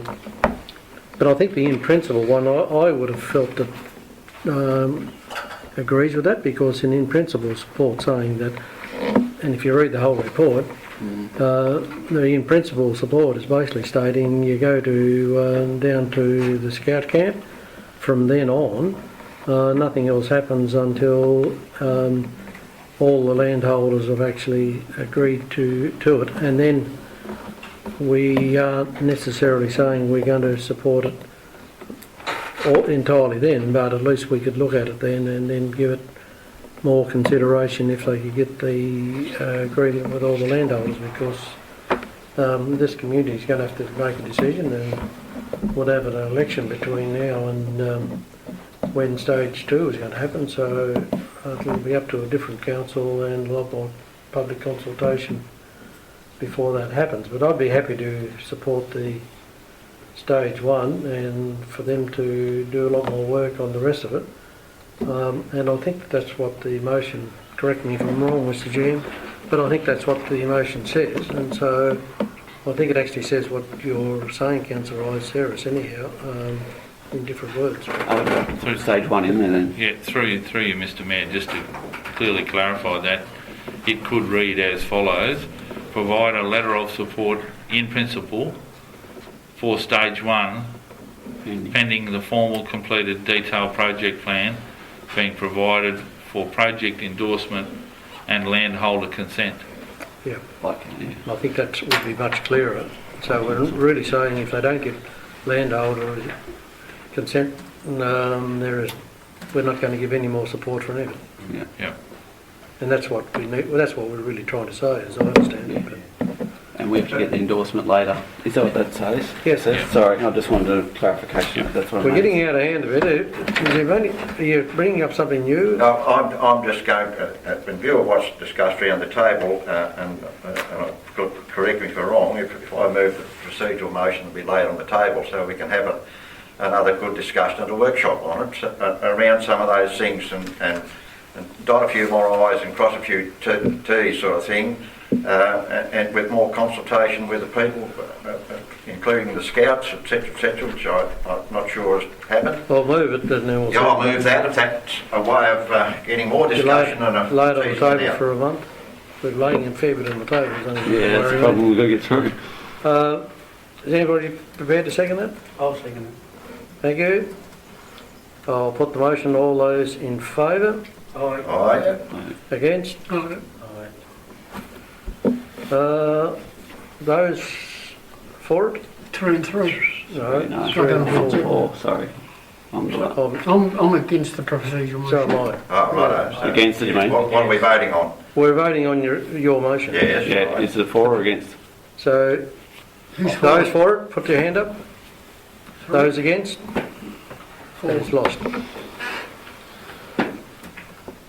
So we're back to the motion, but I think that what the General Manager mentioned was better than probably what was Do in you need an amendment there, Mr Mayor? Now, are you happy to change it to what the GM... No, because I haven't had a chance to put my point of view. Okay. I've heard speakers against, Yep. and I want to just clarify a couple of things, and then I might move the amendment if you think that's wise. Firstly, our biggest concern in the district, the individual groups are going out to the federal government and ask for money. I commend the progress group coming to council with a plan to let us consider whether we support or not. It's a conceptual plan, a vision, one the community's asked for 20 years, and they have now come up with a plan that probably suits the federal government to say we probably can give these people some money because this is a great idea. The third thing, and I take the point of Councillor Oldacre and the others that are worried about what it's going to do to council. Who said council's going to be involved? All we're doing is asking for support to the concept. Why would council own a walkway? We don't own a cheese factory. We don't own a heritage centre. We may lease it. Why aren't we letting the Progress Group Incorporated be the owners? Get the money. It's not going to cost council anything. It's providing a facility for the community at no cost to council. Isn't that our way of the future? Otherwise we'll never get anything in the district. Anything. We're only a small what's name. So the worry about the finances, yes, I hear about the plan going down there. They said, the Progress Group said they will go to the community to get the final plans. To do that and to get these final plans and consult, they need money. If the federal government's got $3.5 million to say, go ahead and plan it, we'll come back with some more later because this is a concept that Circle-Ed want. It's a great idea. That's why I'm supporting the motion. It's in principle to say we support your ideas. Let's see if we can get the money. If we can, we'll move forward. Council don't have to own 1 cent of it. Fair enough. Well, that closes the debate. So at this point in time, the motion we've got is... Do you want an amendment then, Mr Mayor? No, you can't now. I'm not sure that you can. No, once the debate is closed, Mr. Once Mayor. the debate's closed, you can't move the amendment. That's correct. Okay, so the motion we've got is the one in our agenda. If we want to change it, we need to, I suppose, vote against it, and then... Can I please ask a question? Who voted for Councillor Hines' procedural motion? Procedural motion, there was Councillor Oldacre, Blizzard and Hine. Okay, yeah, thank you. Okay, I'll put the recommendation. All those in favour? Aye. Against? What was that? So it moves. No, I didn't hear. What was that for? For the actual motion is in the... As written. As written. Yep. So I'll put the motion. All those in favour? Aye. Against? Aye. That is lost. So Councillor Blizzard, you wanted to move a separate... So against is Councillor Hine, Councillor Iris Harris, and Councillor Blizzard, and Deputy Mayor. Yep. Oh, Councillor Oldacre, sorry. Yeah, okay. Sorry, Rebecca, we're all over the place. Yes, Mr Mayor, it's appropriate to the wording that on point 1 that has been already mentioned. Yep. If we can move the motion with that wording, I'm happy to move the motion with that wording. Yep. So you want? Thank you. So that, how does that read? Can we read that? I'll read that. I'll read that out again. Okay. So it's adding some words into the current wording, and the wording would read: Circle-Ed Council resolved to provide a letter in principle support for stage 1, comma. Sorry. In principle support for stage 1. Yep. Comma. Yep. Pending a formal completed detailed project plan being provided for project endorsement and landholder consent. That's right. Yep. And then note 2 stays the same. That's right. See, so that's what Councillor Blizzard moved and Councillor Ives Harris seconded. Yep. So it's supporting stage 1 and then doing a fair bit more work before, including talking to all the landholders and getting their consent before we discuss it further. We've had a fair bit of discussion. Is any other discussion needed? I think most of us have. So I'll put the recommendation. All those in favour? Aye. Against? Carried. Thank you. I guess Councillor Woodward back. You'll probably fall asleep out there. Oh, it was good discussion. That's what it's about. And it doesn't cost council a cent. No, hasn't yet anyway. They did say I was going to have that. but getting extra money to cover what's problem in their presentation, etc. But then that's up to the further discussion. Let them own it. Yeah. Wrong seat. Taking over your seat.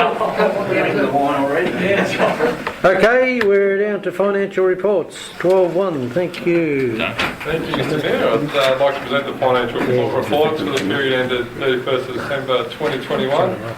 For the month of December, Council received one application for the first home owners grant. Council acknowledges 12 in total for the first home owners grant for the first 6 months of the financial year. Being that we're 6 months into the financial year or halfway through, I'd like to note that the expenditure for the period is at 48% of the budgeted amount, so Council is tracking well on expenditure, and we have some timing differences for income to come through. At the end of December, Council finished with total cash and cash equivalents of $16 million, total assets of $242 million, and net assets of $240 million. Is there any questions on the financial statements as presented? Thank you. Any questions on the finance? None? Somebody prepared to move the recommendation? Thanks, Councillor Oldacre. Second? Second that, Mr Mayor. Deputy Mayor. No discussion, no debate. Put the recommendation. All those in favour? Aye. Against, carried.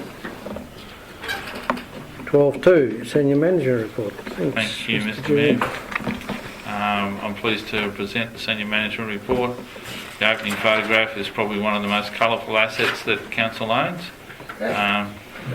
The Christmas tree has been functioning exceptionally well since its installation and commissioning, and dare I say, if those in the community keep an eye out, it'll turn green and gold for Australia Day.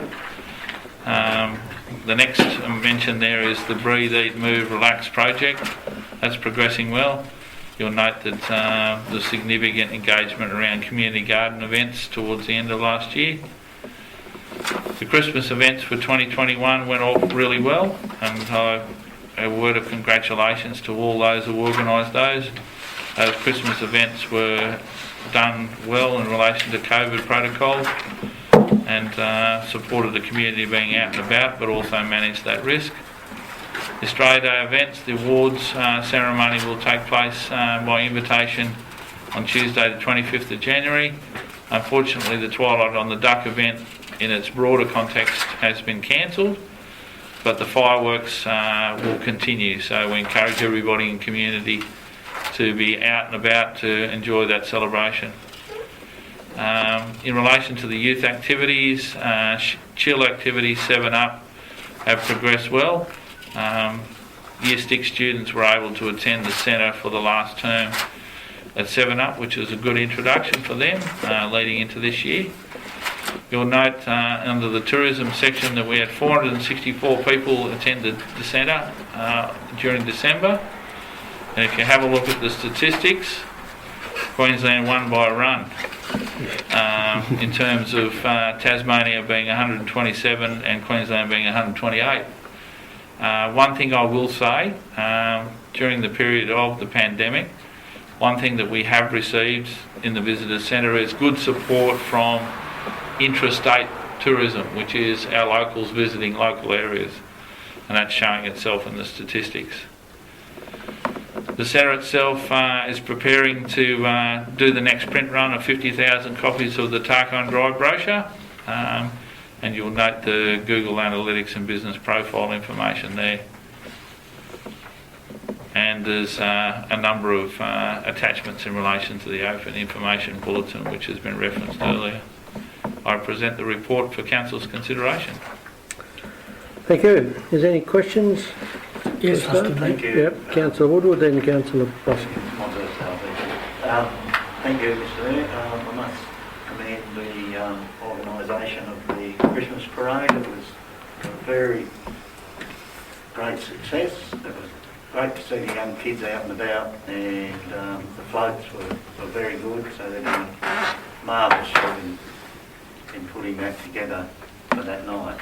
And I must say that I've had a lot of great positive reports on the new lights that are there. So yeah, it's great to have that in our area. So we could be lit up most of the year. Thank you. Yeah, Mr Mayor, I just want to make a comment on the events tree. Yes, it was a magnificent attraction for Christmas, but there's many more opportunities through the year to make it a theme tree of events. So my question is, have we got any little bit of money that we can have remote access by wireless to change the theme in the budget allocation, or will we have to make a new budget allocation next year to get remote access? Through you, Mr Mayor, I'll have to take that on notice for Tracy and I to have a chat to Deb to see what costs are involved with that. Yep. Yeah, we have looked at that. I don't think it's cost prohibitive for us to do that, so yeah. we'll have a look at it. I'm just trying to make life. I would imagine there's quite a few dollars to change it each time, to go up the ladder, push the buttons and make it all green and yellow. Yeah. So if we can do that remotely, like Duncan could sit in his office and change it daily. So it'd be good. If not, can we be made aware that we'd like to put in the next year's budget? Because I think it's important that it should be, like Councillor Woodward said, it should be on more than off. You know, without using it. Yeah, so good. Thanks. Deputy Mayor. I just wanted to congratulate both parades, like Councillor Woody did. I had the privilege of getting to both of the Stanley and the Smithton ones, and they were fantastic. But I was really impressed with the carols over at Highfield, and I just want to commend the team that put that together, and it was a fantastic event. Thank you. Anything further? If not, could I have somebody move the recommendation? Yes, sir. Thanks, Councillor Woody. Seconded? Yes. Councillor Blizzard. Put the motion. All those in favour? Aye. Against? Carried. And that included the open information bulletin. I hope there's nothing else in there that anybody wanted to talk about. Just on, sorry, Mr Mayor, I didn't realise 12.3 was in that too. Touching on the CCA support letter, can we, I don't know if I asked previously, but can we please discuss that at the workshop? Yep. Yeah, that would be part of it. We've got it noted. Yeah, thank you. Yep. Thank you. All right, we'll go down to 13.1. The minutes of the Circle Head or Community Road Safety Partnership Program. Somebody prepared to move that? Yes, Mr Mayor. Thank you, Councillor Vosky. Councillor Ives Harris. Put the motion. All those in favour? Aye.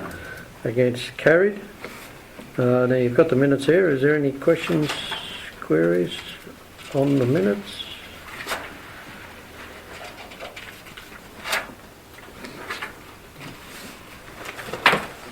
If not, we'll move to the second lot of public questions. I don't intend to read that out. That's the same as what I read out before. So, are there any further questions from the public?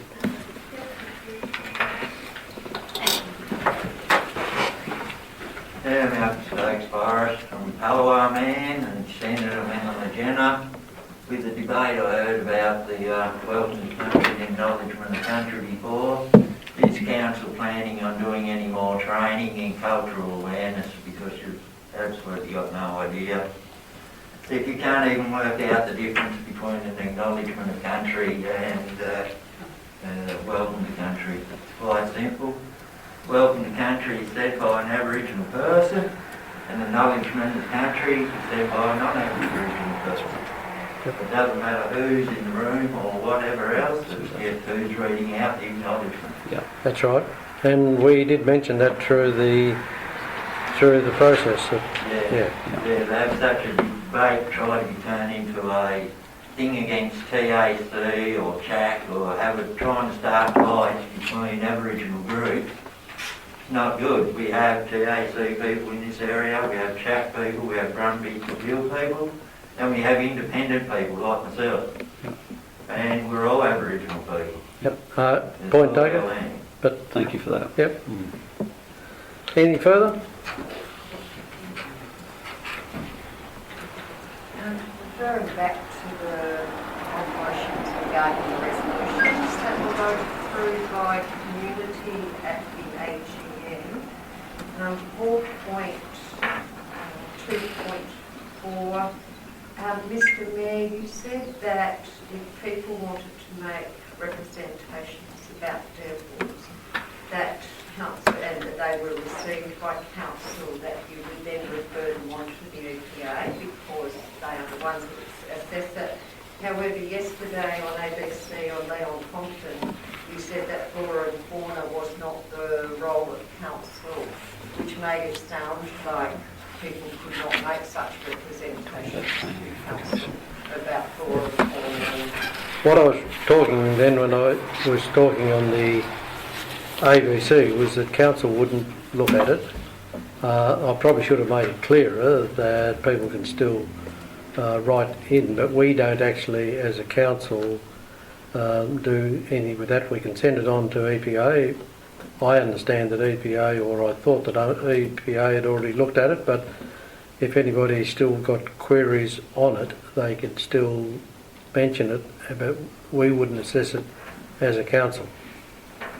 Okay, I would appreciate if you could clarify that in Yeah. public, that council can receive representations about things such as Yep. flora and fauna, Well, we and could- that it is then passed Yep. on to EPA, because it was quite confusing.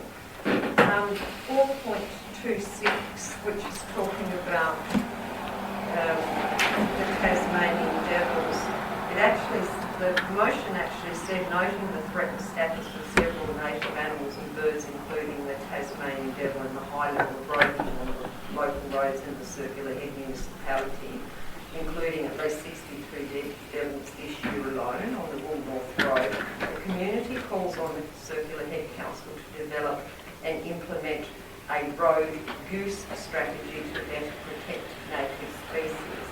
However, before, when that particular motion associated with that was presented, Mr General Manager said that it was about virtual fencing, and actually virtual fencing is only one component of a whole road use strategy. So I would like to clarify that. Well, we have a committee that's been in place for some time now that is looking in various things that can happen. So that's already happening, and that's not only virtual fencing that is part of that, but that is in the process and has been for some time. It's been a while since that committee has met. I think it was probably June, July last year when they last met, and that was only because the virtual fencing was supposed to have been here by September, October last year, but because of some components in the computer of that, we weren't able to get them till the week before Christmas, so that's why there was a big delay with nothing appearing to happen. But yeah, there are other things other than virtual fencing, you're right. So yeah, so the virtual fencing is only one component of it. So Yep. what are the triggers that then activate that committee to keep the ball rolling? Well, I think now once we get the virtual fencing, they'll get back together and say, look, what other things should we do? And I haven't been part of that, but we've got NRM people and some farmers down at the Wool North. There's 2 or 3 farmers down there I know that's on the committee, as well as NRM and council staff as well. Because it's obvious that the virtual fencing in its own right is not sufficient. No, that's right. And particularly We're all aware of that. The spots Yep. where there are hot spots. Yep. And so that committee needs to be activated and get on with Yep. it because, there's too many mortalities. Regarding 4.2.2, 4.2.7, the motion says the community calls on the circular head council to make specific reference to and itemise any financial or in-kind assistance provided to private sector developments in its financial reports in the 2021-22 annual report. So when that was discussed and presented before, Mr General Manager referred to commercial in confidence discussions. That point is actually not about commercial in confidence discussions. It's about specifically making reference to and itemising any financial in-kind assistance provided to private sector developers, sorry. So I'm just a bit confused with voting on something when it's not specifically pertaining to what the resolution was. You want me to respond? Yeah. If you reference back to the advice that was contained in the attached briefing paper, as I've indicated, most people that come to speak to council with their projects or their aspirations or any investment they wish to make, most of those conversations are actually commercial in confidence, and we wouldn't be able to provide that information in a public realm. I understand discussions are commercial in confidence, but this question is specifically about itemising financial or in-kind assistance. Yeah. And if I can refer you back to what's written in the briefing paper, is that all the time of the staff that engage in those conversations, the applicant doesn't want that reported in the public realm. So that's in-kind support of the like for every proposal that comes through the door. Okay, thank you. Referring to 4.2.8, which is regarding media reports of proposed industrial aquaculture and offshore wind farms and so on.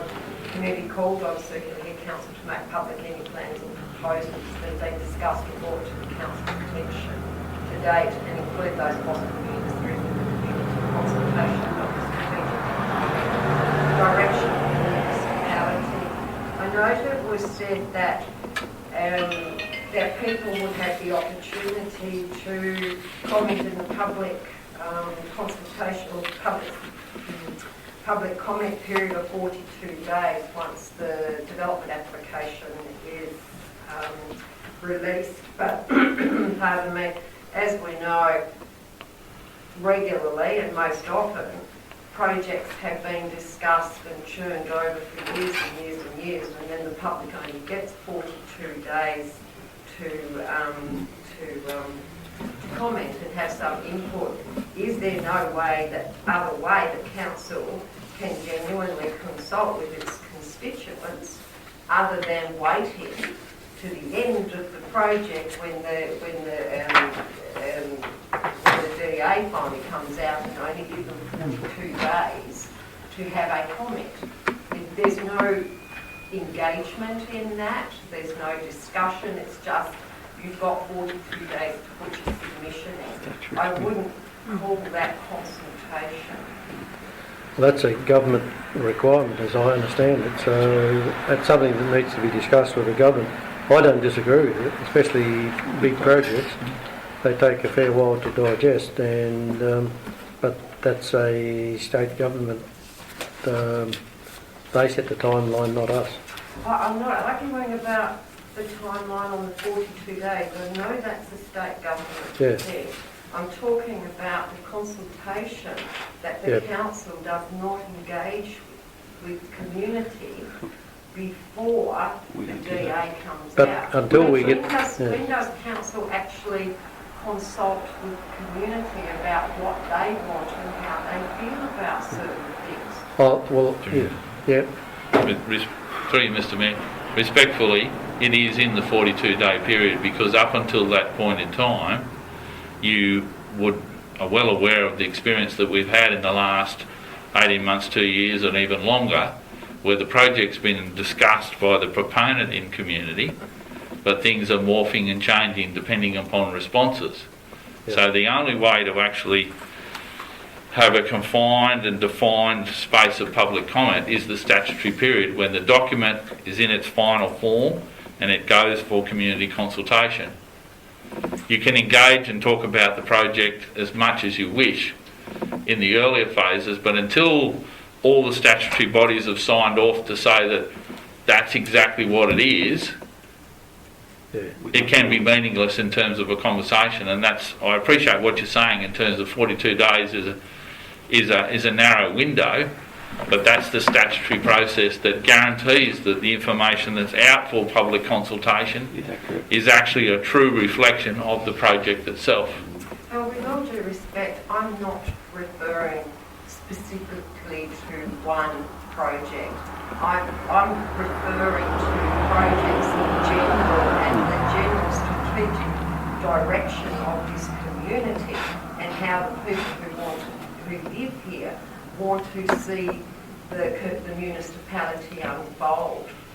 It can't be that there is only one way to consult with the community, which was intimated, that it is done through a project coming up and then having 42 days to comment on it. Through you, Mr. So Mayor. it's not specifically pertaining to a particular project. We're talking about circular head and life in the municipality in general, and consulting the whole community to see what they want.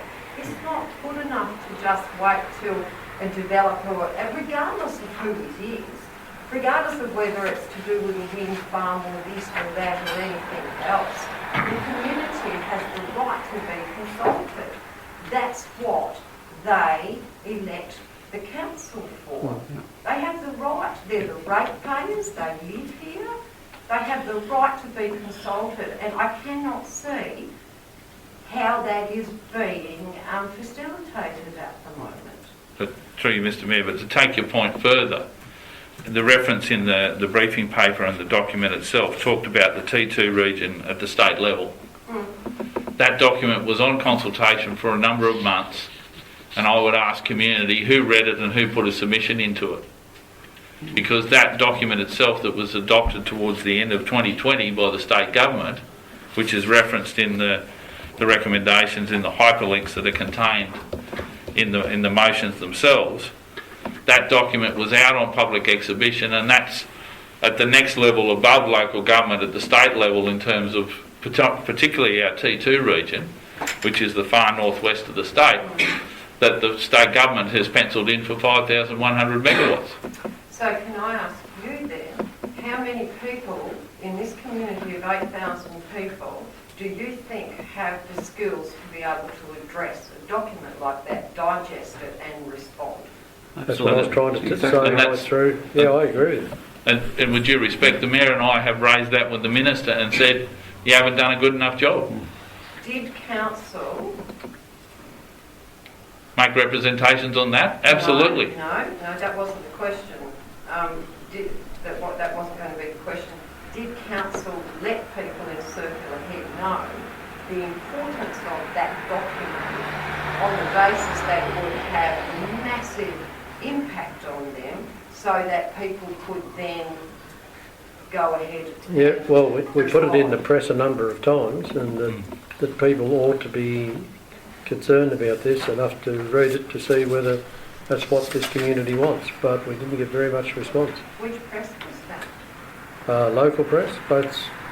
But what's local press? Advocate and Chronicle. Chronicle. Mayor referenced it in multiple conversations on his radio interviews. And plenty on the radio.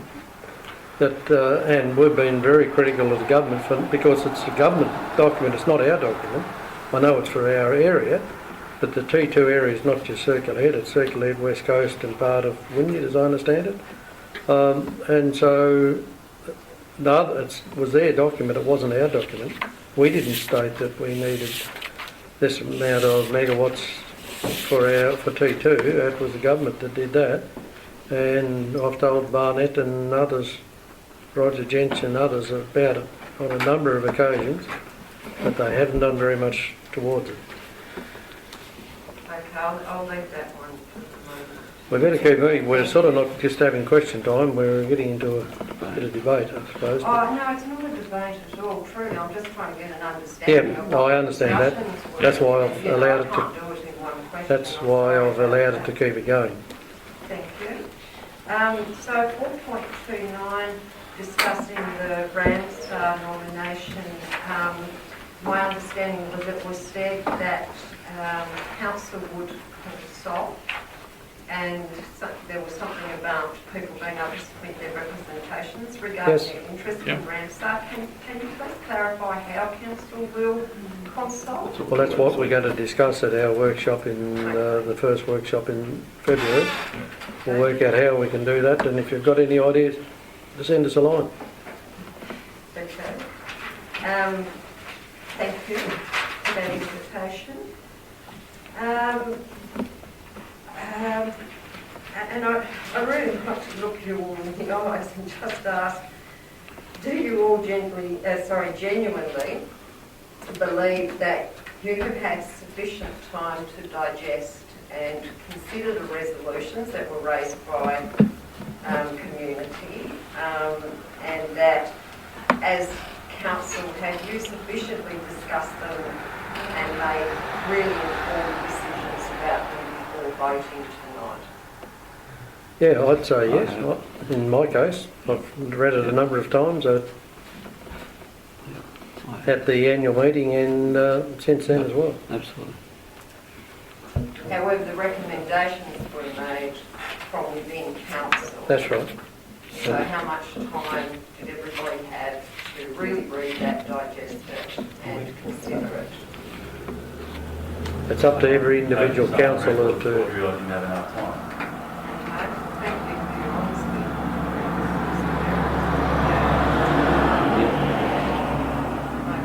Yeah, thank you. All right.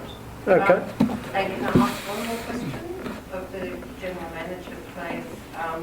I sent numerous emails today asking for this meeting to be live streamed because I knew that there were many people who wanted to attend who were too frightened to come into chambers because of COVID risk and whatnot. I was advised that the IT guy is off at the moment, which is unfortunate because people's in close contact. However, I'm just confused that the Circular Head Council only has one person that can do IT, that there's no backup staff, and that there was no desire to swiftly resolve the issue by outsourcing to a local IT firm, being that there was over 8 hours notice. Through you, Mr Mayor, I provided a written response to your question, Audrey. Yes, I understand that, Mr General Manager. However, I wasn't really comfortable with the response because it was really easy for the meeting to be live streamed on Facebook so that people could watch it. Yep. With due respect, that's your perspective. I have a different view of that. All right, well, thank you for your time. Allow me to Thank you. answer the Thank you. questions. I appreciate it. Thank you. You got another question, Melissa? Well, I'd just like to make a statement. Before, I didn't realise I'm speaking rather loud. Someone told me before that it sounded like I was yelling at you all. I'm deaf in one ear, and with the windows open and the traffic going past, I can hardly hear anything you guys are saying, so I did raise my voice a little louder so that perhaps all you guys could hear me. I do apologise if I did seem like I was yelling at you. That's okay. Yep. These masks do it all the time. Apology taken. Thank you. Now, I do have a question. Yep. In light of the COVID situation and us all sitting here in masks, what is the General Manager, the Mayor, councillors, whomever, doing in relation to us getting a testing bus? A testing bus here in Circular Head, or the capacity to be able to access these tests. I got one through the registration thing. It took 4 days for it to turn up into my letterbox. My sister had to get some collected from Burnie, because you can collect them in Burnie now. but she has 3 children and was told on the line that she'd be able to get my husband to collect them and give them to her children. When he got up there, he was only allowed to get 2 tests. Yep, So you bring back 2 tests and... Yep. I know we have tried through the health department and through ministers as well. We talked to Minister Rockcliffe about this. As soon as it come out, I know that the closest place was Penguin, and not everybody has got vehicles to be able to drive, to be able to get there. They come back with the option of going online, and they'll send them. I agree with you, it's not suitable, because 4 days. you're lucky if you get it in 3 or 4 days with Australia Post the way they're going now, and so that shouldn't be the case, but we've done as much as we can. Excuse me, Mr. Mayor. Through you, I know that some information, I've just been trying to find it, but I can't, but there was some information released today that Circular Head has been identified as one of the communities where it's difficult to access tests and people have to drive to get them. When I find that information, happy to circulate it. We'll put it up onto social media, because I think there's 16 or 17 communities that have been identified, and Circular Head is one of them. And there's a scheme. We're going to be able to get access to it. You're going to get access. Good. So we've seen Bunny and Cheryl time out on Emmett at the main streets being closed. We had an issue with Hugo's at the beginning. We've now got school going back. I just feel that it's a really big issue. Absolutely. No, I agree. Good point, Melissa. Thank you.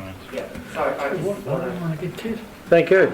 And I've got a suggestion. You was asking if anybody would be able to give you an idea of how you could interact with the community a bit better.